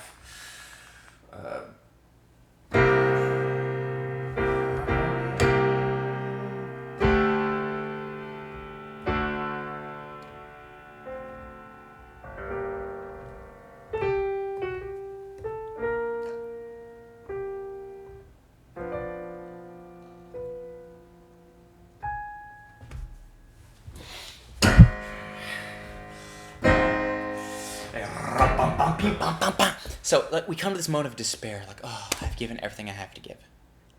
Maybe it's time to give up. And the violins, go ahead. And cellos and basses, no! Bah! And then we have this great chord where we have, and then they go, and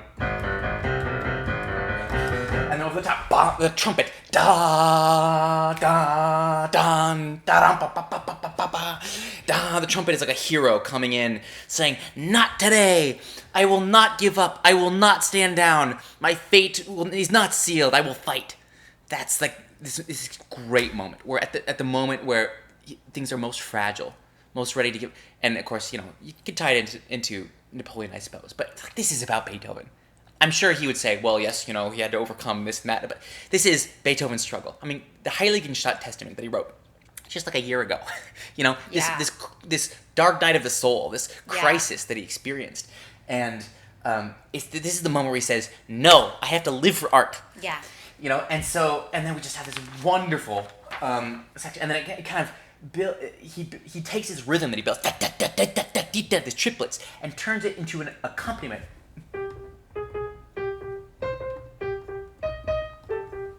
And over the top of it, we hear the melody. So we don't. I can't play it together because I'm not good at piano. But so now it has this kind of march-like intensity. This driving rhythm, and we hear this funeral march. But now there's a purpose to it. It's going somewhere. Defiance. Beethoven, defiance. I mean, it goes hand in hand. And then it progresses, and the rhythm goes from being a triplet to a quadruplet. So instead of ba ba ba ba, it becomes ba ba ba ba ba ba da da da dee dee dee da da da. So it's gaining even more intensity. And then finally, things come to a climax, and then everything cuts away, and we have just the second violins going.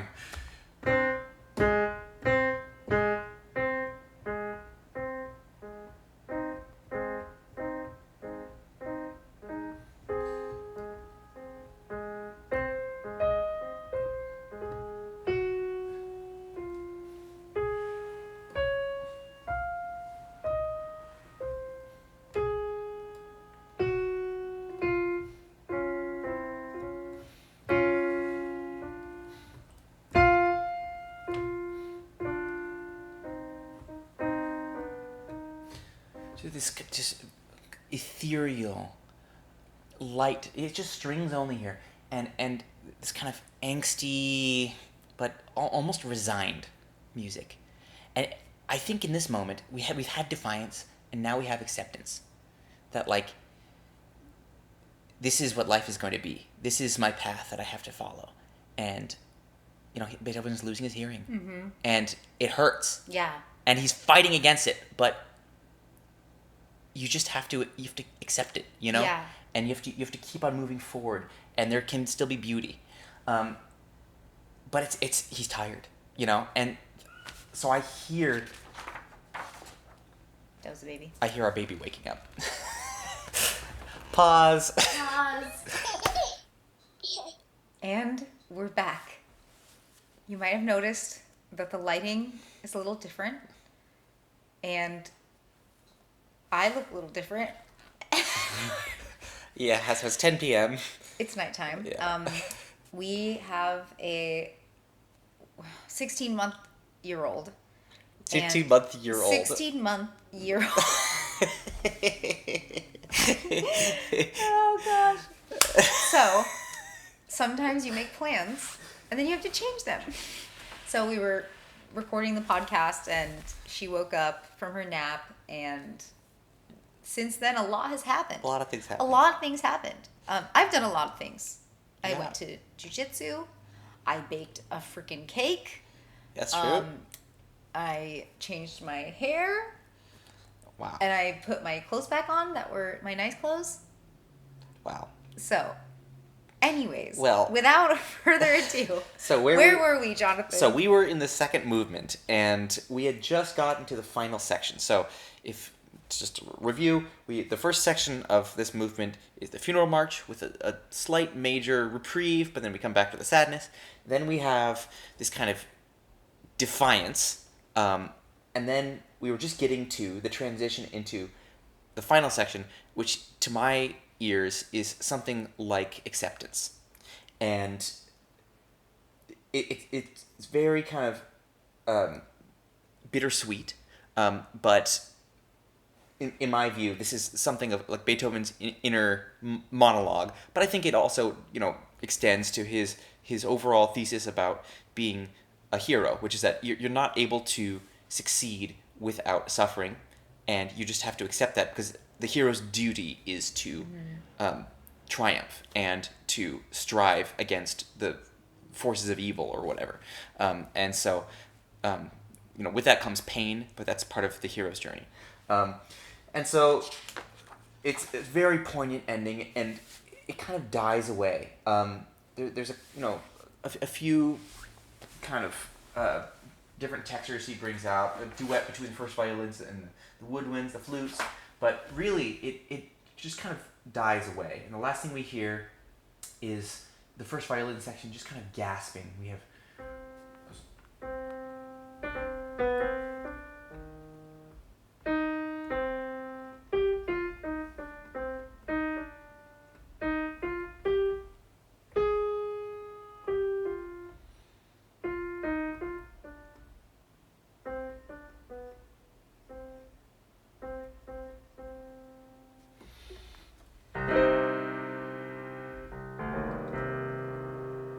so we hear that this march melody has been cut into little chunks. Yeah, it's like all broken up. Yeah, this is like the last gasps of a dying man. Just dum pum pum pum pum pa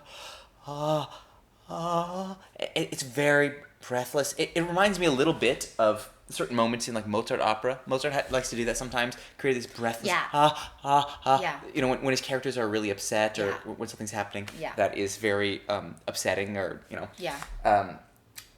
And so it's a very dramatic sort of technique that he uses here, but very effective. It's a really somber movement, very long, full of meat.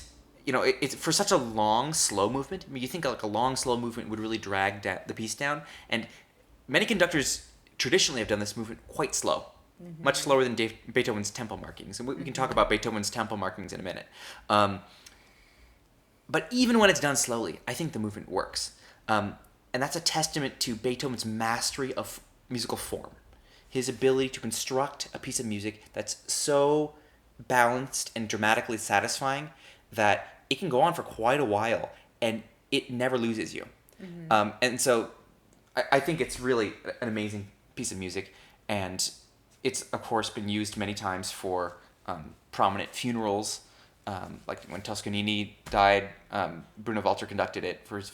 I think they actually did the whole symphony in that case. But I think when I think it was JFK when he died. I think. Yeah. I actually heard that on the radio the other day. Yeah. So many famous funerals have used this funeral march. Yeah. Kind of like Mozart's Requiem. It's one of those pieces that gets done in that context. Yeah. Because it has that universal relevance. There's also like the heroic, the hero's death. Yes. Yeah.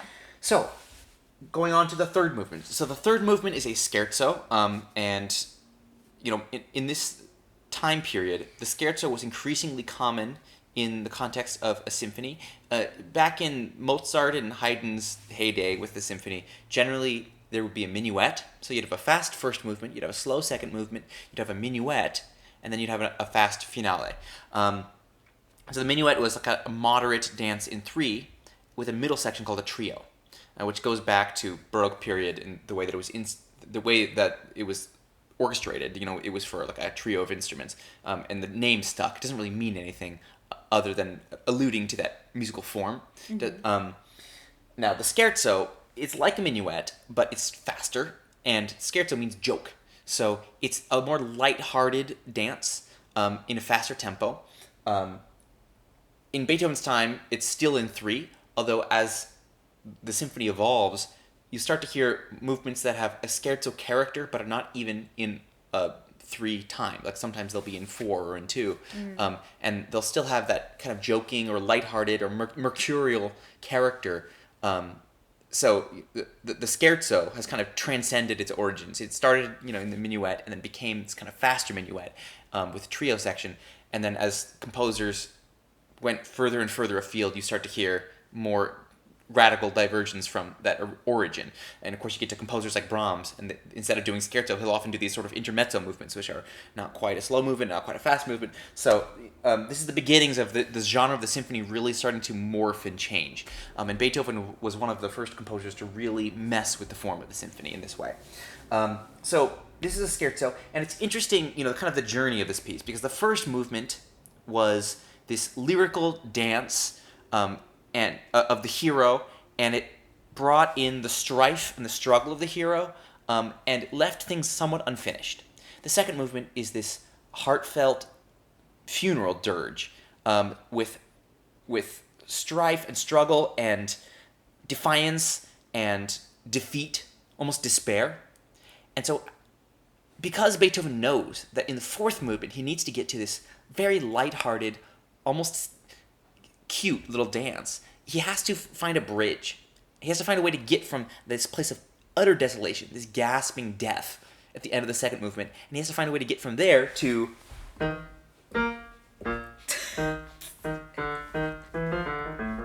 then...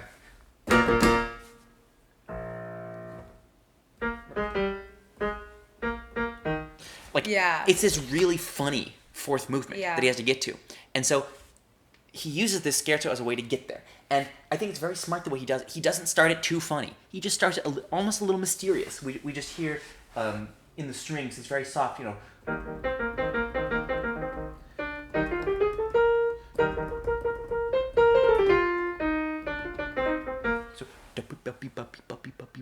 this murmuring in the strings. Something's happening. It's a little bit more like excited, unsure, mysterious, maybe apprehensive. And then it builds up. And with that melody and the violins, the oboe joins in as well. So, once more, the oboe is the leading woodwind voice. One of the oboe and the horn are the two avatars of the hero within the orchestra. Yeah. And we hear that in every movement. And so it's lighthearted. It is joking without being over the top buffo. We get there in the fourth movement, but I think his way of bridging it is this kind of slightly more innocent scherzo. And so we have some hemiolas and some things that bounce against the bar lines, and we kind of slowly build up. Everything's very soft, and then quite suddenly, as the woodwinds come in, it crescendos into a much louder statement. Really lively and fun. And it's other than that, it's a basically very normal scherzo form. So like the minuet, there's the two-part repeated sections, although he doesn't strictly follow the repeats, but this essential form is the same as what you'd expect in a scherzo. And it's just lots of passing things back and forth around the orchestra. Nothing mind-blowing, but very pleasing. And I suppose you could say, his first movement and his second movement are so revolutionary that I think Beethoven takes a second to make things a little bit more normal for his audience. Yeah. Because in Beethoven's day, this is a huge symphony, very long and very difficult for them to understand. It's hard for us to put on the ears of people of Beethoven's day. Yeah. This piece would have been very strange, borderline offensive to some people. Yeah. They just wouldn't have expected certain things, and it was really hard for them. At the premiere, it was really hard for them. There were people who supported it, but the first reviews were like, Beethoven has gone too far, we don't get it. And Beethoven expected that, to be honest, and it took a long time for this piece to gain the traction that it eventually gained. and to have the influence that it eventually had. And so, to my ear, this opening of this scherzo, in some ways, it's the most normal music that you'll hear for Beethoven's day. And even within that, it's still revolutionary because, of course, he's not doing a minuet; he's doing a scherzo. It's not unheard of, but it's certainly unusual in that sense. So, very exciting. And then we get to the trio section. Now, the trio, this is where things get very, very unusual. So he's giving you a relatively normal scherzo, but the trio starts with 3 horns. Now, in Beethoven's time, the standard number of horns to be in an orchestra was 2. You'd have a pair of horns, maybe a pair of trumpets, timpani. If you're really out there, maybe you could add some trombones, but trombones are really just for like sacred music. And there are no trombones in this piece, certainly no tuba. But Beethoven adds a 3rd horn, so that he gets this really great harmony. Let's see if I can not butcher this. So, Yeah. so the melody here. It's a great moment. Is.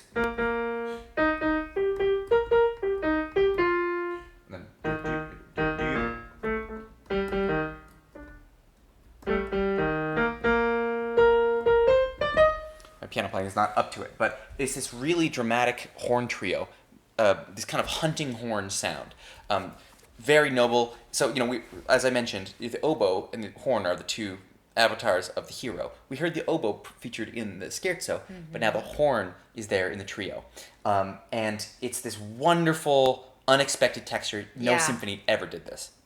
Before Beethoven, but it's so satisfying to hear this rich horn trio. To Beethoven's audience, it would evoke the sound of the hunt. So right. the riding around on their horses, hunting, for a stag in the woods somewhere, blowing their hunting horns. Yeah. It would have a very like sport. Yeah, but also this kind of pastoral feel. But it also has the hunt, of course, has its connections to military fighting. It's like like the kings and all would go out and do their hunt with all of their vassals, and so I think it kind of ties into some of the military themes of Napoleon, but it's just a very inspired middle section, and then we have a very interesting kind of almost interruption to the horns where the strings come back in. They come in like 1 bar earlier than you might expect, so it's kind of this jarring feeling. They almost interrupt in a very unusual way, and then there's a very strange kind of woodwind unison where they go. This is oboe, flute, and bassoon all in unison. They go.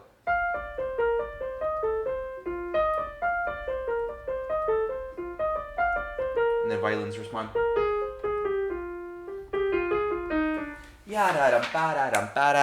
Horns, yumpa, dum bum bum bum bum.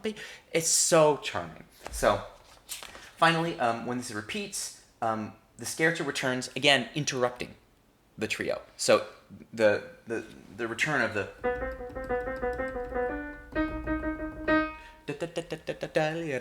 It enters like 1 bar before you expect it. This kind of unfinished feeling is continuing forward, and again, this idea of unexpected entrances, things coming at the wrong time, which you could also look back to the first movement when that horn entrance, boom, ba, that recapitulation of the first movement had the same sort of idea of interrupting, which is something that again you would not hear before Beethoven. This idea of interrupting. Now, today's audiences is not that weird, you have composers like Charles Ives who literally wrote pieces that sounds like 2 different marching bands playing 2 different pieces at 2 different in 2 different tempos, that don't match at all, and they're happening on top of each other. So we've heard much crazier things. But in Beethoven's day, like if something came in at the wrong time, it's like, what are you doing? Like, it was like you were saying before. It was like a mistake. Yeah, it was a mistake. It was like offensive to them because there's a way that music was supposed to be Yeah. written. And what Beethoven is saying is, no, I'm telling a bigger story. I'm doing something more interesting, more valuable, and he demanded that audiences come along with him, which is just very unusual for the day. Not too much else to say about this scherzo. There is a great moment in the kind of recapitulation of the scherzo material, where so in the first half we have the figure that goes. Let's see here.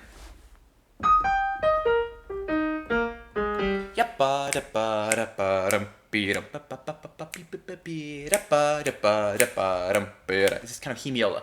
Well, the second time it happens, and we come back to it, he suddenly breaks into a 2/4 pattern. So this whole thing's in 3. 1 2 3 1 2 3 1 2 3, and all of a sudden he goes bum bum bum bum bum bum ba-dum, and it's very unexpected, very exciting. He completely breaks out of the expectation, and in the middle of what ought to be a bunch of 1 2 3s 1 2 3s, he suddenly goes 1 2 1 2 1 2 1. He even writes it in a cut time alla breve. It's very unorthodox. I can't think of a single piece, certainly before Beethoven, that does that. Finally, in the coda, the timpani takes on the rhythm. And over the top of it, we hear what Beethoven himself called a strange voice going... And then the horns come in over the top. I guess it'd be up an octave. Yum, bum, bum, and build up to a final last couple chords. What's very interesting about this strange voice in the woodwinds, it relates directly to the chromaticism. It's that chromatic slide. So remember I mentioned that this chromatic slide was in every movement. In the first movement it was... So it goes down. In the second movement, we have...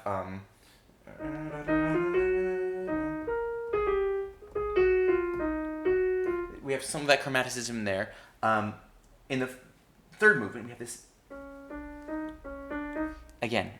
All right, and so this chromatic sliding is finding its way into each melody, right? So like, he's taking this English theme and using it to create all of his materials. That's really good composing, in my view. It's just a high level of craft. Okay, so we get to the end of this third movement. Once more, it ends with these yum, bum, bum, same as the first movement. This kind of repeated E-flat chord. So traditionally, the next thing we would hear is the beginning of another movement, also in E-flat, as our final movement, right? So if you're going to write a symphony, generally what you would do is the first movement would be in your home key. Then you would have a second movement, maybe in what they call a subdominant. So like if you're in E-flat major as your normal key, then your second movement would probably be in like A-flat, all right? In this case, Beethoven chooses C minor, right? Which is the parallel minor to E-flat major. So that kind of works.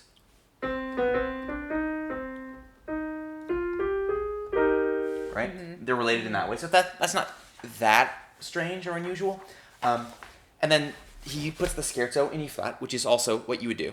So Mozart, Haydn, they would have done the same thing. Okay. And then the final movement would also be in your home key. So you'd have 3 movements in E-flat and then 1 movement in some other key, the second movement, which is what Beethoven follows. So he's doing something that is in keeping with the classical tradition.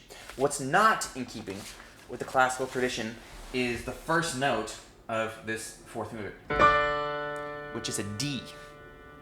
Now in E-flat major, D is scale degree 7. 1, 2, 3, 4, 5, 6, 7. Yeah. 1. It's what's called the leading tone. Mm-hmm. And the leading tone is a very important note in tonal harmony because it's the note that leads you back to the tonic pitch. Yeah. It's a very unresolved sort of note that pulls and pulls towards the home base of E-flat. And so the leading tone, for instance, features what they call the dominant chord, which is, like a B-flat chord, takes us home to E-flat, all right?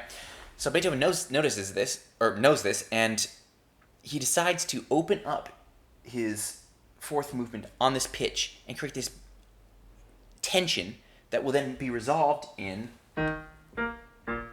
So we have this really unexpected...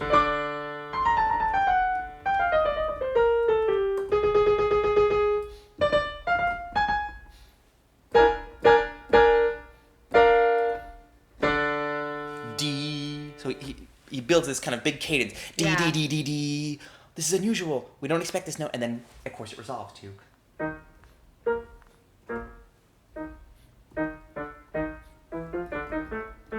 Right. Pizzicato in the strings. So it's very funny. The opening is very like hectic and crazy. Yeah. Something's very wrong. And this is not the only time Beethoven ever does this. If you look ahead to the Ninth Symphony, he also opens up the last movement of that symphony on a very wrong chord. Not only is it like a wrong chord, it's actually a clash. It's like it's a clash. Yeah. Here he doesn't go quite that far, but it's certainly a very shocking, woken up all the old ladies. Like, what is he doing? But then, of course, there's a reason behind it. And Beethoven also had done something like this in his first symphony, in the very opening of his first symphony. His first symphony is in C major, and he opens the symphony on this chord. In other words, he opens it on a C7, leading to an F chord, which is not what you would do at the opening of a C major symphony. At the opening of a C major symphony, you're supposed to go C major. Instead, he goes, I'm in F now. How did that happen? And of course, he finds his way back to C. But that just goes to show that Beethoven was already thinking about breaking these rules, even in his very first symphony. And so he's doing a very similar thing here. So we have this allegro introduction, and then we have the bass line from the Englische. So this Prometheus theme. And as I mentioned, he had already done a very similar thing in his treatment of it in his Opus 35 piano variations, where he took this Englische and took just the bass line and started with that, and then added one voice, and then two voices, and three voices, and then he brought in the melody. And so he does a very similar thing here, where we get just the bass line, first just in the pizzicato strings, and then we have the bass line alternating with the woodwinds, so that it goes...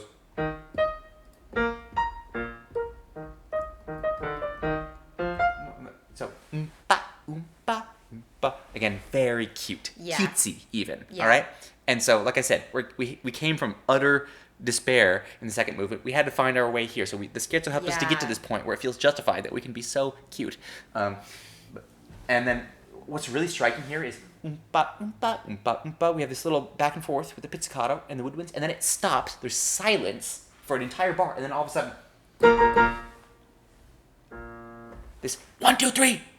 And this is actually something that also appears in the piano variations. So it's an idea he had already developed. It's exactly the same theme. He doesn't change it at all. What he does change are the variations. So it's this very comic sort of thing, where there's a lot of stopping and starting, and then he starts to add a little bit of harmony. So now we have the second violins, and over the top of it we hear the cellos and first violins coming in.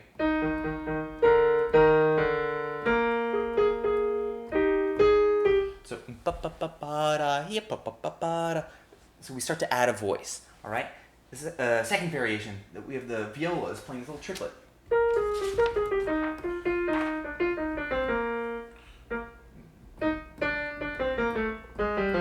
Can't really play it. Yep.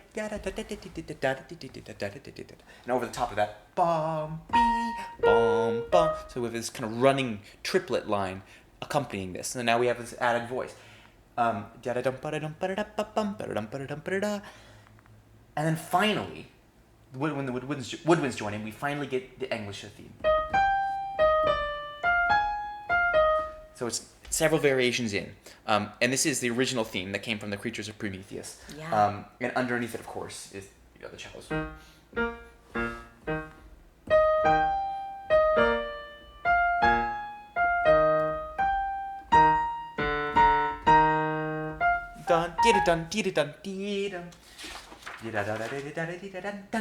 that's where that yum bum gum comes from. So it's all part of the theme. It almost sounds like stomping. Yeah, and it's dance. It's a folk dance. It's an English country dance, right? Following this, we have a number of very interesting variations. So there's kind of some fugal sort of variations where we have.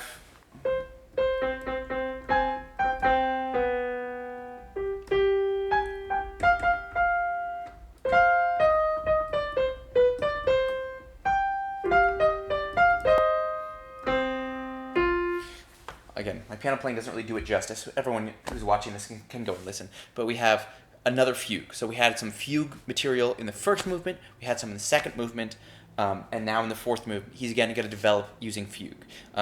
I mentioned earlier that Beethoven was raised on the music of Bach, and Bach was famous for his counterpoint and for his fugue writing. And although Beethoven was never satisfied with his ability to write fugues, he tried his whole life. And there's a number of, it's interesting, there's a number of great composers who towards the end of their lives went back and started writing more counterpoint and more fugues in their music. Yeah. It's almost like they were going crazy. But it makes sense in a way. You know, you get to the end of your life, and these great composers felt like, I'm not a good enough composer. I'm trying to get, they want to get better. That's why they're doing it. Back to the It's because when you're fundamentals. first learning to write music, this is how you'd be trained. Is to be trained in counterpoint. Like when Beethoven went to study with Haydn, the first thing Haydn did was have him go to another guy named Albrechtsberger and take counterpoint lessons. You know, it was this very pedantic, old school methodology of teaching a composer how to write. You had to learn first species and second species counterpoint, third. You may have done this. I don't know if you took this class in college. I don't know if the singers had to take it. I had to take it. I was in a class that we had You didn't have to take counterpoint. Yeah, I did. It's part of a classical composing education. Yeah. And so Beethoven had that, and towards the end of his life, he was one of these composers who wrote a bunch more counterpoint, a bunch more fugues, and it got a little weird because he's just kind of going crazy, and he wanted to be a better composer. Yeah. And you see that in Mozart, although Mozart died pretty young, but towards the end of his life, he was writing more counterpoint. There's never composers who kind of fit that bill and fit that mold. So it's a very interesting phenomenon. It's kind of spooky in a way. But even at this earlier point in his life, Beethoven was writing counterpoint, trying to write good fugues. I think his fugues are great, but Beethoven himself was not satisfied with his ability to write fugues. And so it's really kind of exciting and interesting fugue stuff, and then it kind of builds up to a climax, and then it modulates to a very unexpected in the completely the wrong key, F sharp. And then we have some very cute in the woodwinds, a really fabulous flute solo. I'm not even going to try and play, but there's a running 16th note flute solo that just goes all over the place at lightning speed, and our really great flute player Carlos is going to play it. And then we have a variation that's kind of jumping around, dancing. And then maybe the most famous variation, there's a number of famous variations, but this really great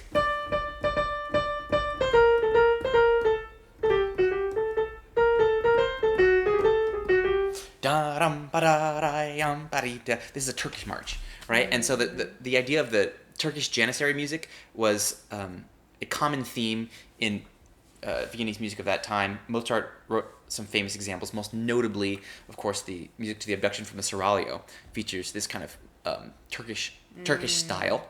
Of course, Vienna was almost conquered by the Turks. They made it all the way to the gates of Vienna, were driven back by the King of Poland, of all people. So this kind of Turkish influence was part of the culture there.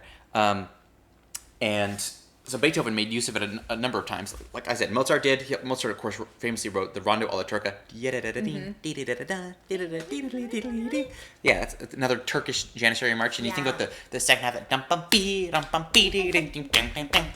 very similar to I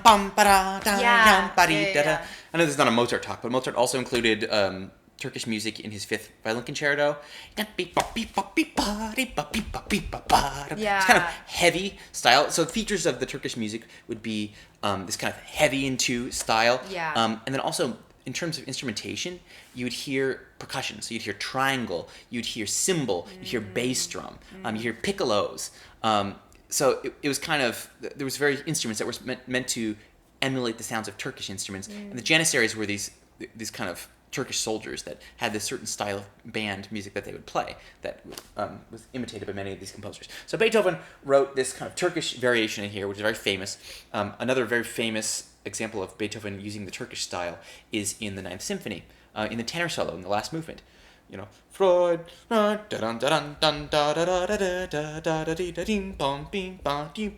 the tenor solo, right? In the last movement of Beethoven's Ninth. Do you not remember that one? No, I don't remember it right now. Da da da da da da da da da da. Go back and listen to it. Yeah, There's I a don't remember there's it a right now. big tenor solo. Yeah. That is a Turkish march. It's right before the fugue happens. Yeah. So, anyways, it's a lot of good fun. And then after that, we get back to our English theme in another key, C major. So again, another very interesting key. And then we build back into another fugue. And this time, he inverts the subject. So instead of, he goes, da.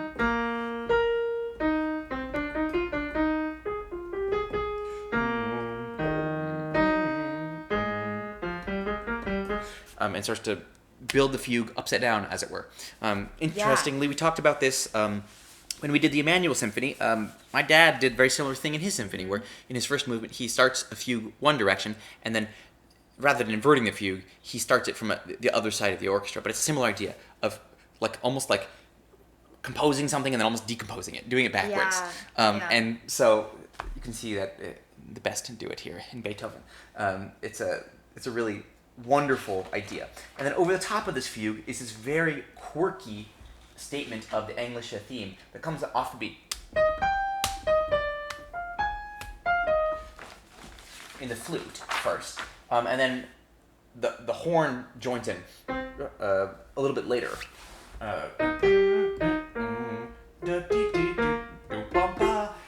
Over the top of it, so we have it's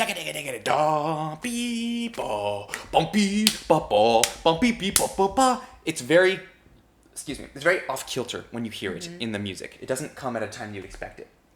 There's quite a bit of dissonance and added energy.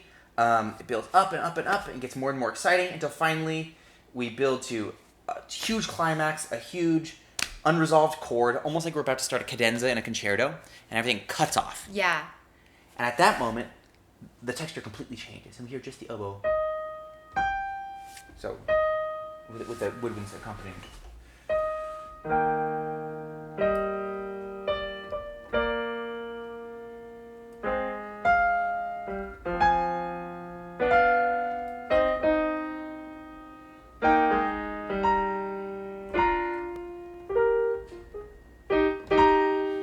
Piano, but you get the.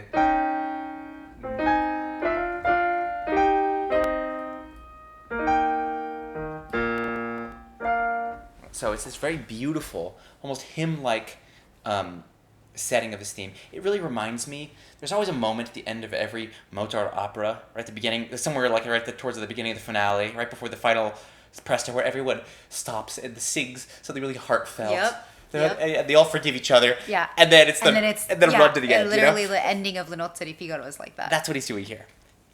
And then we have this beautiful yum ba-dum, bum ba-dum, bum ba-dum, and underneath it yo-poo-pa-pee-pee-pee in the clarinet, which is very classic. This kind of clarinet arpeggio. You'll hear this. Many great composers use this as a device. So the violins. And over the underneath, it's very charming and sweet,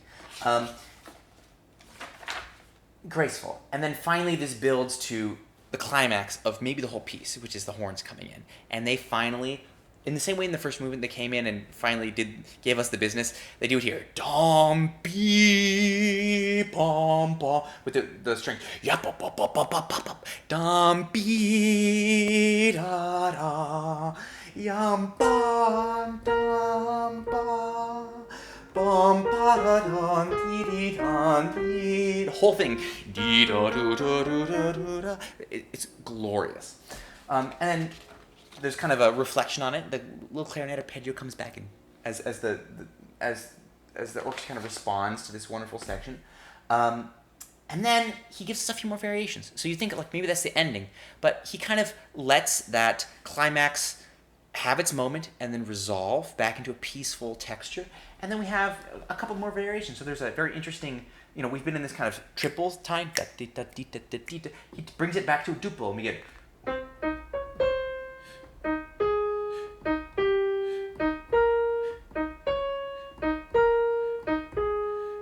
very cute and charming, and then all of a sudden it gets kind of ominous.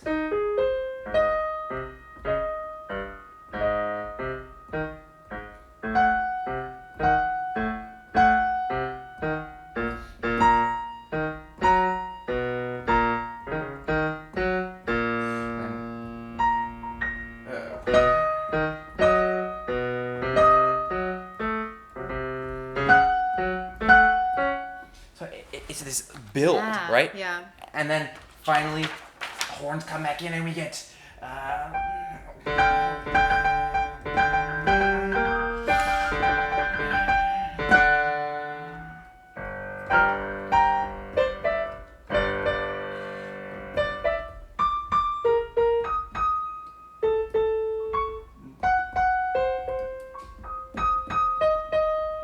So alternating between the winds and the strings.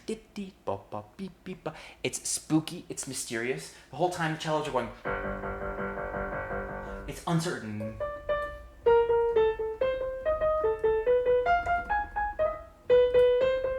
So it's outlining this da da da body our theme. It's still a variation, but it's very uneasy, uncertain, mysterious. We had this big apotheosis, but now we're in this very unstable, almost unhappy sort of place. We don't know what's going to happen. Beethoven is setting us up. He's setting up all the pins so he can knock them down. Mm-hmm. It's time for the finale. It's time for the coda. And so he needs to create this unresolved tension so that when he comes in with the coda, he can cut the tension. And that's exactly what he does. So he builds this up. It gets softer and more uncertain. And then he just drops the bomb.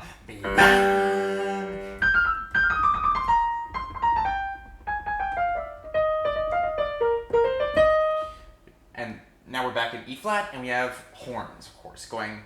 Let's see here.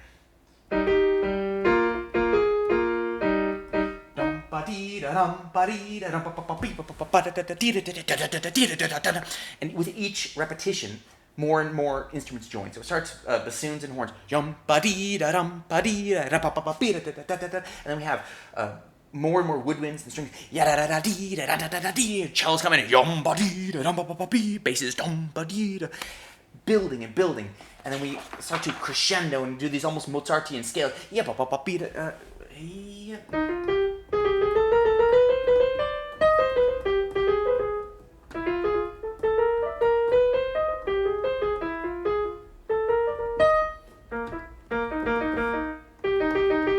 And they start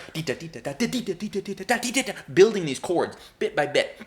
Now, this is one of the first Beethoven pieces where you start to get this. There's this cliche that Beethoven pieces never end. The worst offender is the Fifth Symphony, where I've heard parodies where they write these pieces of music where the final chords just keep on going. Yum, bum, bum, bum, bum, yeah, bum, bum, bum, bum, bum, bim, bum, bum, bum. Beam. Like, you can just do it forever, you know? I've heard parodies. And he almost gets to that point. The Eroica, it is a long, extended series of cadential chords. And the reason for that is this is the longest symphony that has ever been written. And all of this stuff that's come before has built to this moment. And when you build up that much tension and that much emotion and that much music, you need a decompression. And so Beethoven writes this extended coda with these extended chords to release that tension, chord by chord, until finally we're done.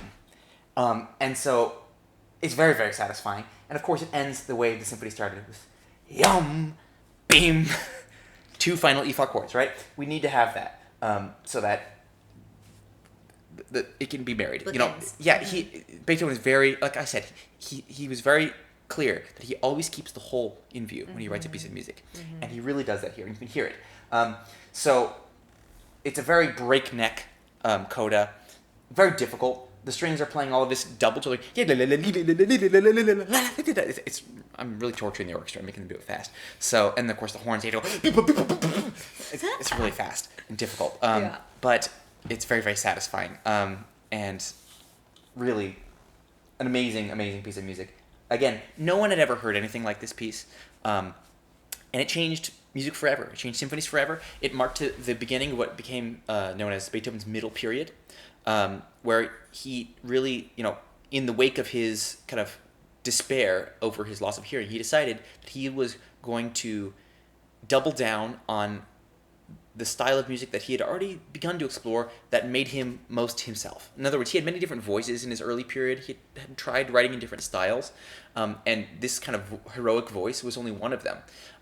But more and more, he began to embrace this particular voice as his voice, and you hear it again and again in his later compositions. So it's a very important turning point for him as a composer and for music. Of course, first audiences were very mixed on this piece. But as time went on, they increasingly began to understand the piece and to accept it. Even the ones who didn't like the piece could not deny that Beethoven was something special. And so this piece kind of marks a huge turning point in the symphony. It's also maybe the piece that's most responsible for the primacy of the symphony as a musical genre. In other words, there's so many... Like in Beethoven's day, it was opera, and then there was, maybe concertos, or there were oratorios. There were various musical genres, and they all kind of vied for supremacy. Probably opera was number one. And now, I think you could argue that the symphony is even a more important genre than the genre of opera. Opera it's kind of its own thing, a little bit of an offshoot. But if you look as a whole at the classical music landscape, it's hard to argue that anything is more important than, like, musically for a composer than a symphony. Like that's their voice. That's what they're there to do. Yeah. They nobody wrote a libretto for them. When you get into Wagner, you start to see a composer who also writes their own libretto. That's a different conversation. Yeah. But there's something about the symphony as a vehicle for a composer to represent themselves. Yeah. And that really started with Beethoven. And he knew what he was doing when he did it, and he knocked the ball out of the park. There's something amazing about that to me. So, do you have any questions? That's basically the end of the symphony. So, do you have questions or questions?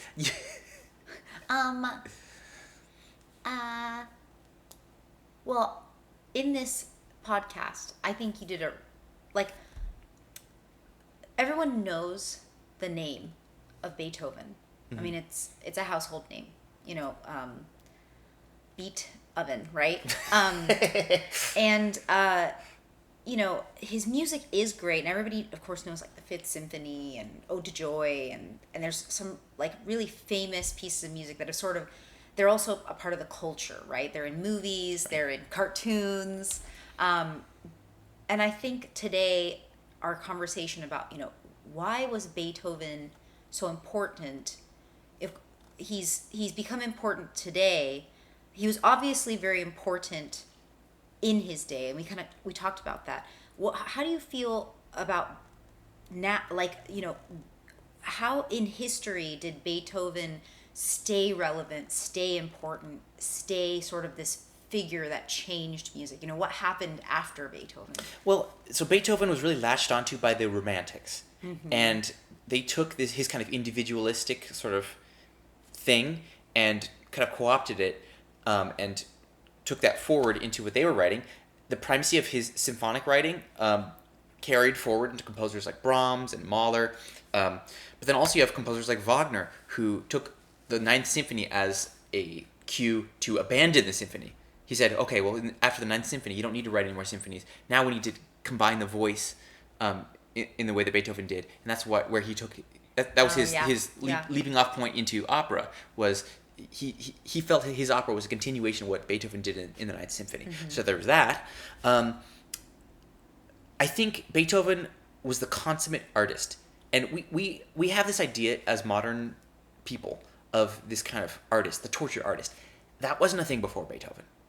Yeah. That wasn't a thing before Beethoven. Beethoven kind of invented that. I'm sure there were tortured artists, but the idea of an artist who has something to say, an auteur, that was not a thing before Beethoven. And it's hard to understand because there's so many great composers who came before Beethoven, but they didn't see themselves that way.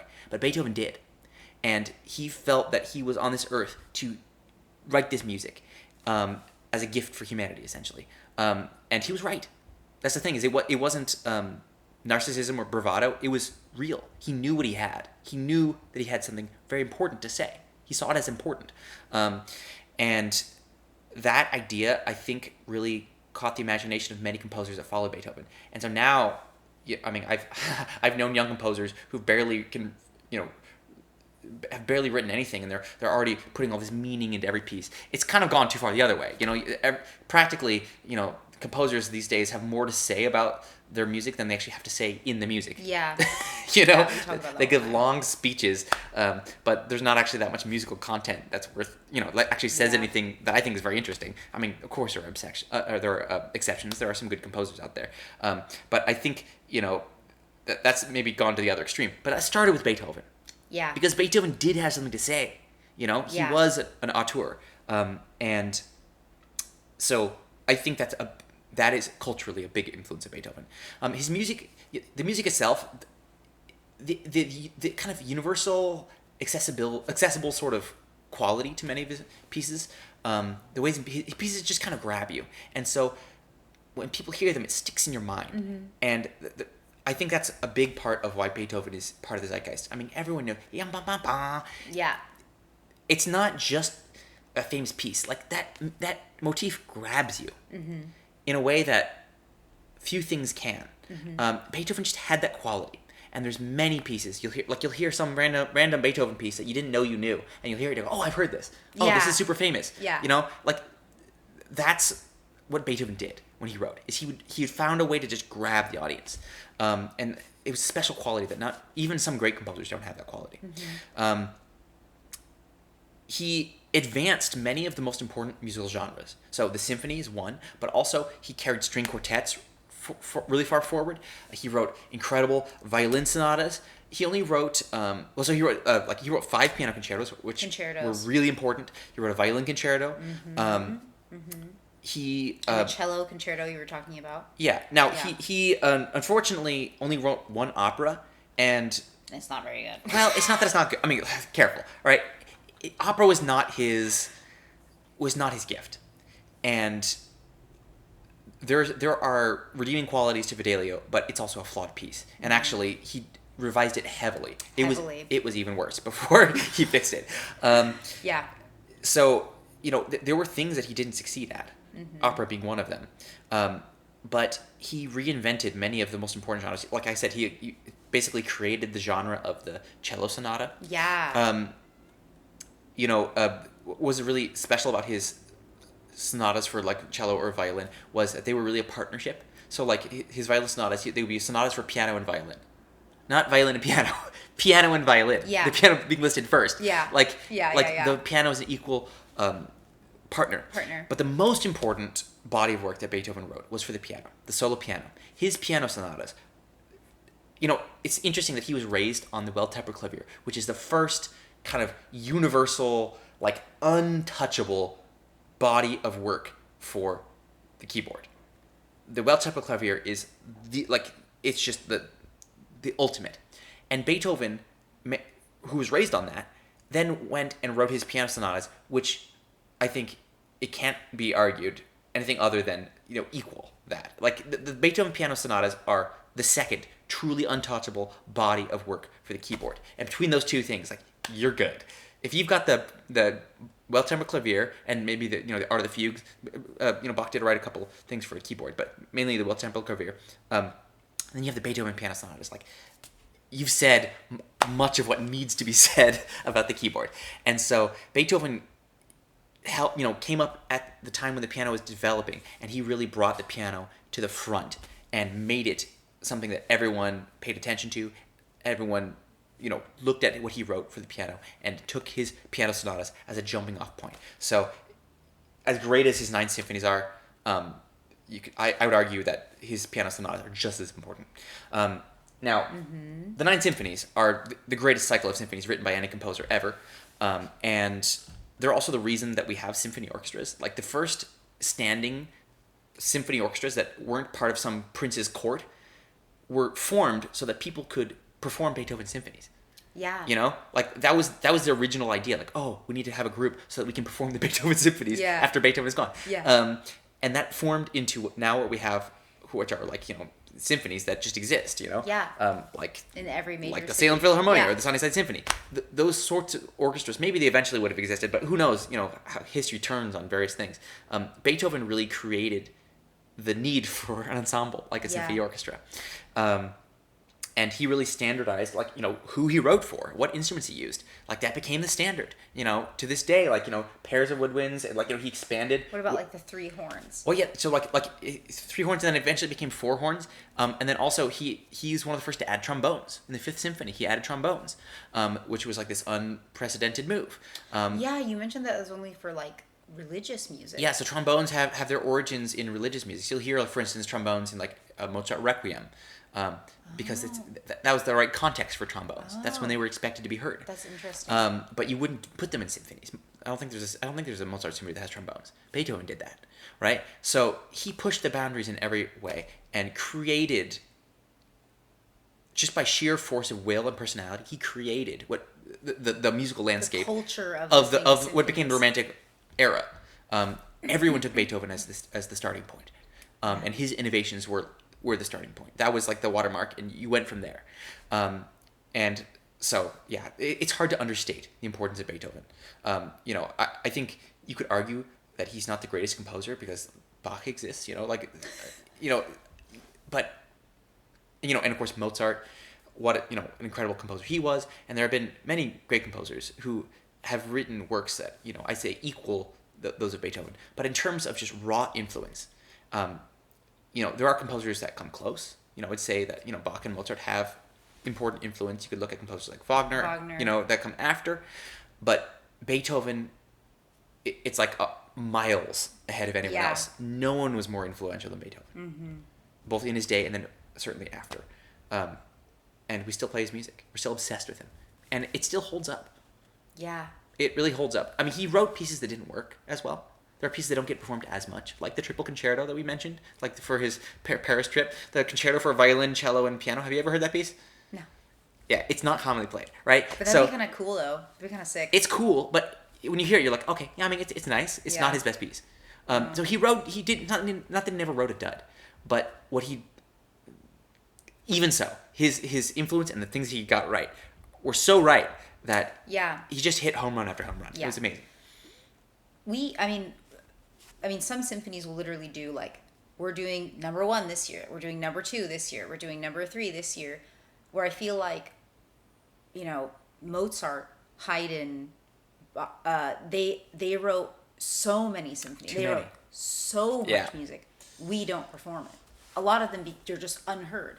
Yes. But Beethoven's symphonies, and this was one of my, like, because I remember learning about this in school, like, the amount of work that Beethoven created versus people before him, like Mozart or Haydn, it's like minuscule.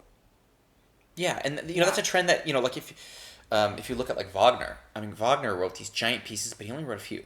Yeah. You know, in terms of total output, he wrote way less than you know, these other composers. And Beethoven, like Mozart and some of these other composers, wrote lots of like songs, you know, for like voice and piano, things like that don't get as much play. So if you look at the actual number of pieces he wrote, he did write a lot of music. But in certain genres, he was very deliberate about what he wrote. And he was very aware of what his rivals were doing and where the competition was and where it wasn't. And when he wrote something, he intended for it to be really, really great. Partly, and remembered, right? Partly because he had a very reasonable expectation that each piece would be published and spread across Europe. And he was constantly fighting with various publishers, trying to get a good deal, trying to get paid. People never wanted to pay as much as he wanted to make. And then, of course, there was the problem of pirates, people getting copies and publishing it without his permission, and then he wouldn't make any money from that. And they would undercut his actual publishers. It was a big problem. Because copyright law didn't exist in the same way that it exists now. But there was an expectation that his music would be heard and spread across Europe. And he was famous not just in Vienna. He was famous across Europe. And so with that, you know, there was a certain intentionality. He only wrote 9 symphonies. Yeah. You know, he wrote 5 piano concertos. Mozart wrote over 20 piano concertos. He wrote over 40 symphonies. Haydn wrote 104 symphonies if you don't even count the ones that aren't numbered. So, you know, these were working composers that were just doing a job. They were just writing for the next event. You know, look at Bach. He wrote over 400 cantatas. I don't even know how many cantatas he wrote.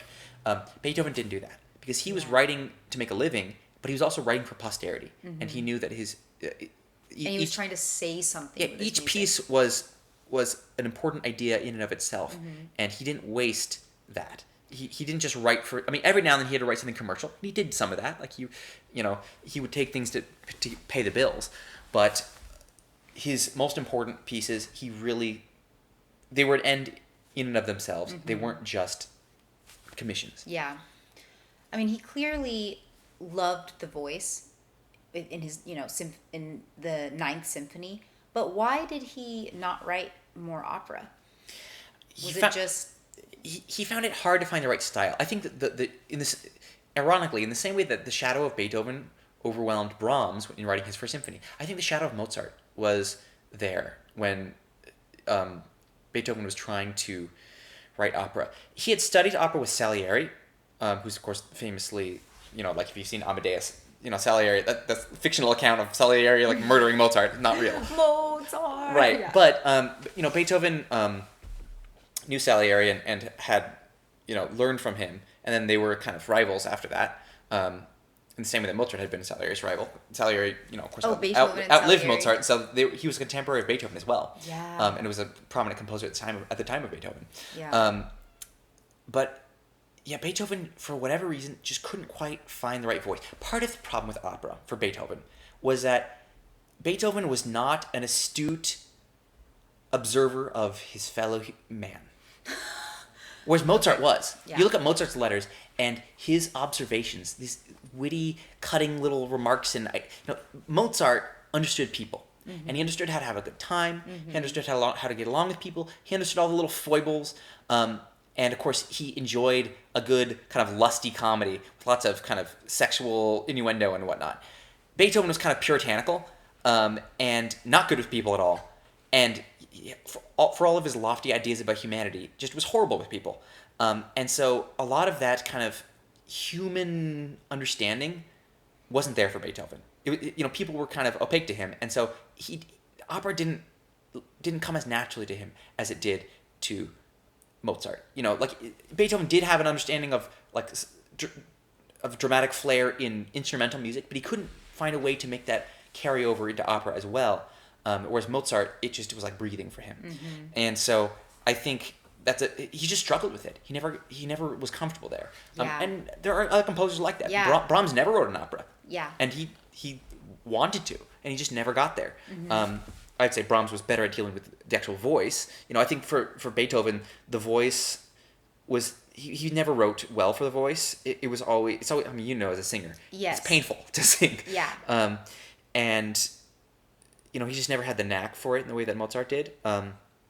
So yeah, it was just, for whatever reason, I think a lot of it personality, it just wasn't his genre. Yeah. All right. Well, do you want to wrap it up?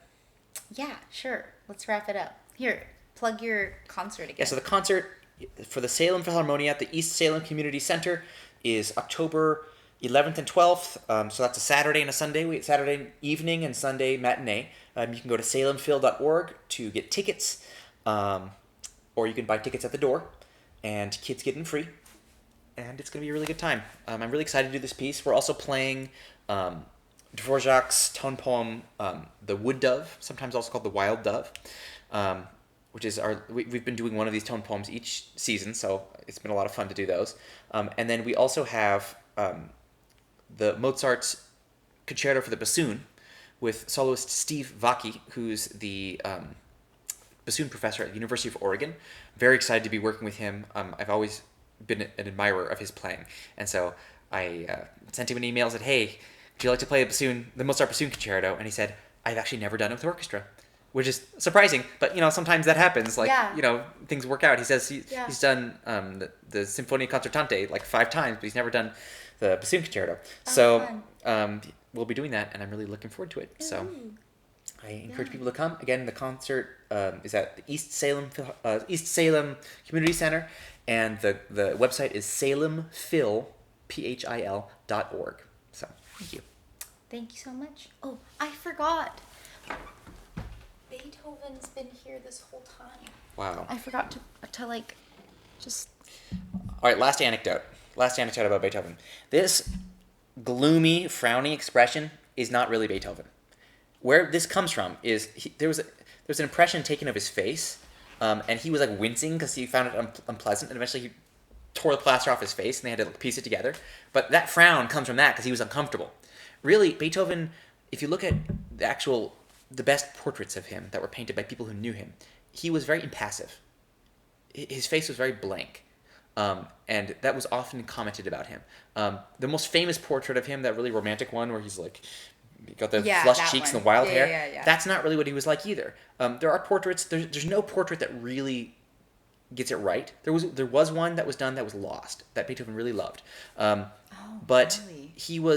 He wasn't this frowny guy, although he was very, in a way it captures him because he did have this kind of, but this is a romantic era thing. They turned him into this glowering figure when really he was just a little more socially awkward. So. He was shy. All right. Well, thank you very much. Thank you so much for listening. Yeah. All right. Bye.